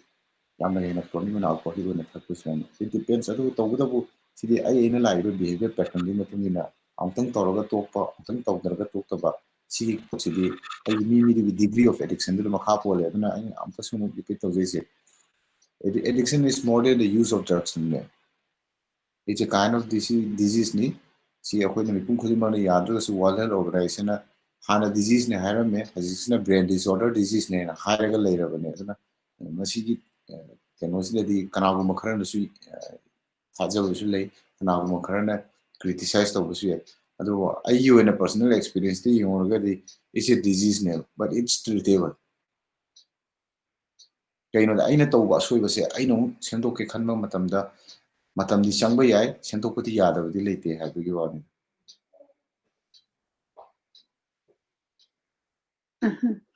Haibadi akoina masigi question si tabada angang singna huzik addict oireis moina amtang ahanba test tawningbado adudagi ahanba tawbadagidi anirak tawkiba ahumlak tawbi aduna control gi wafamni aduna yamna nauriba angang sing I cannot haja hoge ko sigi se kitang di lengthy oiba discussion oidoine ba aduna na ini sai sum so nisha se magi first fix wagera first pick wagera first pills wagera si tawdringa da ini sai ai experience da based oraga momentary pleasure macha sum tawgibdo day by day akoina sum growth la ko matungina mi gi momentary pleasure se ngasi taw tham gi sip taw gi momentary pleasure se hayeng amuk degree hengala kane ba since the beginning ahogi momentary pleasure seeking behavior se nisha yogdringa da control ta hodraba definitely adu yang adu nisha chara kane aduna ma aha taste over ai nisha chara to ta badu le curiosity wa mi lai peer pressure gi keno le aduna magi ngasa gi pleasure seeking behavior se sule le pakta mi mo ra di aha ta udan ma hanne aduna yarengai lambi sida phattaba na helaba lambi ni haina khangga leiraba sida curious oibiraganu adomda changbiraganu haina changuba mina handoraga hairaabaneba aduna akoi mayam taminasi haina thamjage. Adubu, thank you so much. Yam openly questions di hangbirakpagi akoigi nauhoriba youth mayam na tabiraga smaina akoigi changuraba lambi sid kamaina tawi haina aina ngasidi matamsi akoigi si yame aduga relapse tawbagi sa aina di hangjaning bane magi experience kaigino ga masida isida relapse tawraga mu changgibagi wari si yamna tajay adubu matang soidana muk sinjarake magi struggle of de-addiction se masida amuk akoy khanaminasi. Suresh Khundongbam na ibirai great work finding the voices haina ibirai Gogo Thaudamna Ibirai, Ei Phajana Haubadagi Tajai Yamna Kanai Adombu Thakachari Haina Ibirai, Ibom Chana Ibirai, watching from Kohima, nice group discussion Haina Ibirai, Yamna Nungsi Kohima Dagi Tabada Hillary Yum Khaibamna Ibirai on art Aduga drugs su Adum use Tauba Leptana counseling Taubasu Yadre Dadagi Saitagi Wapam Kara Tambiyu. Arts antiretroviral treatment HIV infected everything that drugs dum sasam taragadi artegi hitak to mai resistance lakani aduna hayeng haji pawdi second line leibina first line regime digi chana dragasu second line de shift over yani adu second line legi di next time wato per regime leitio aduna boy miduna inadi hector forcibly to on meding amoy yaragadi yumda mai sum taw lere khange hairaga uraga sum leidu yengaga leidu sorokudi at least mana lifelong to pangam da bodi to kitang sang nei rehabilitate to ka thambiragadi hoi siba dudi rehab man bu siba su yai mana magi keno duna yam henjilam gadi chances sama yengse haragadi ani mak sasalaga yengaga leibe mohota amadu to oga leijena bagi rehab ta sang thamaga adu manungdara kamaina atopa option yenga mai treatment si kamai continue to sigena atopa site gi expert singi comment loga punna dumaina chamina gadi khara pani aduna tabida ani do sasala leire kamai to goda gen sum yenga leirati it will get worse.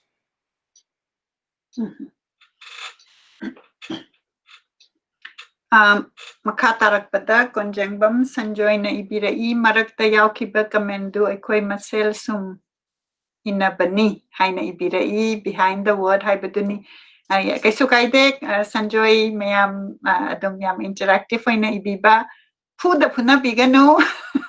Puna Basi Yamna Kizai Aduga Akoi Masen Puna Bahai Sidadi Sagat Pehen Galakani physically Sokani Phagi Dauraga Ngakang Nungai Baduki Nokpati Kaisu Kaide Haina Tamjage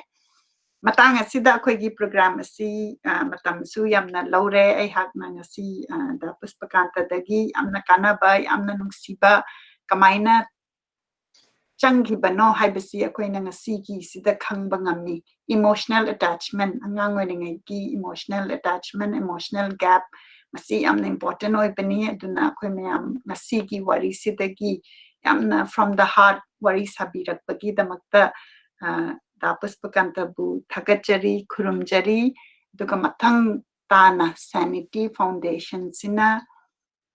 akoigi no horiba angang singbu drug ta changung ragasu masigi lambi sida changba yate haina puthokpiraga yamna healthy oina society ama sagat minabada thaudang yabi basi mangon oina chakhatpa oibi yu haina hakna thamjage. Thank you, Monica. Matang asida akoigi program asi loisinjarage yengbiriba pumnamakpusu khurumjari mathangi Saturday da akoigi book club literature da yamna phajana ibiramaba wari taminasi soidana live tune in tawbirau aduga Sunday da namuk people of Manipur khangacharaga akoigi Manipur da kanana kari tauri haibasi khangminasi haraga loisinjarage khurumjari.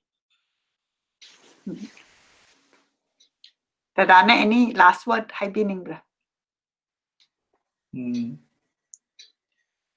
Paujel haibatar akoigi listener singda ngasigi oina. Aina sum akoigi sigi drug users community de namana roine aware webne family sings adu aina sum nauriba adegi ladiba parents in well wishers in society gi pot intellectual circle da level so phata ba ma tawu de kupsal laga thambida ba ai sa yu the se mayam na ngangnari haraga ma phanana ba laying bi da mina khangi ne na khal lei se yam lan ba wakhalone mana ngawra satpadi mina ubra bane adegi amana akhoi gi society da mi gi phata ba tawudi khoi khudu mi thilaga ताकपा yam high अदुगा फत्तबा थबकसे कमाइन फहनसिगे मा कमाइन तौबिसिगे हाइबगी promote तौबिनबा दगी encourage तौबिनबा helping hand ओइदनबी केनोसिमे याम वाटलेबा अदुना आइगोंदा थोलक्त्रि न ngairaga leiba nataba sandoroktriङाइदा मयाम pull-up वामिनद्रिङाइदा अफब फत्तबा खरा खतंग leiba मदु फमिननबा लुना नाना थमननबगी मतेंग पांगननबगी अदुगी केनोदमा वखलोदमा लेमिनसे otherwise अदु नत्रगदी अखोगी थाइनगी सेम मैम थम्बदा अपत्पा मखक यावबी लौथोकदबदे मथंग मथंग लोइन पलागा पुलप केनो तौमिनबी फियमदुरा लाखने यारिगेदी अमगे अवाबसु मतेंग हेल्पिंग हैंड ओइना लेनरगदी ख्वाइ फनेना सिमबसु मेसेज ओइना yamna fazaba message ni akoi miyam khut thillaga judgment tau doi saruk pudi akoi miyam helping hand khut samna rakanda phatta badu kamaina phagalak hansige haina chatminasi haibani masi hairaga masigi program asi losinjara khuramjare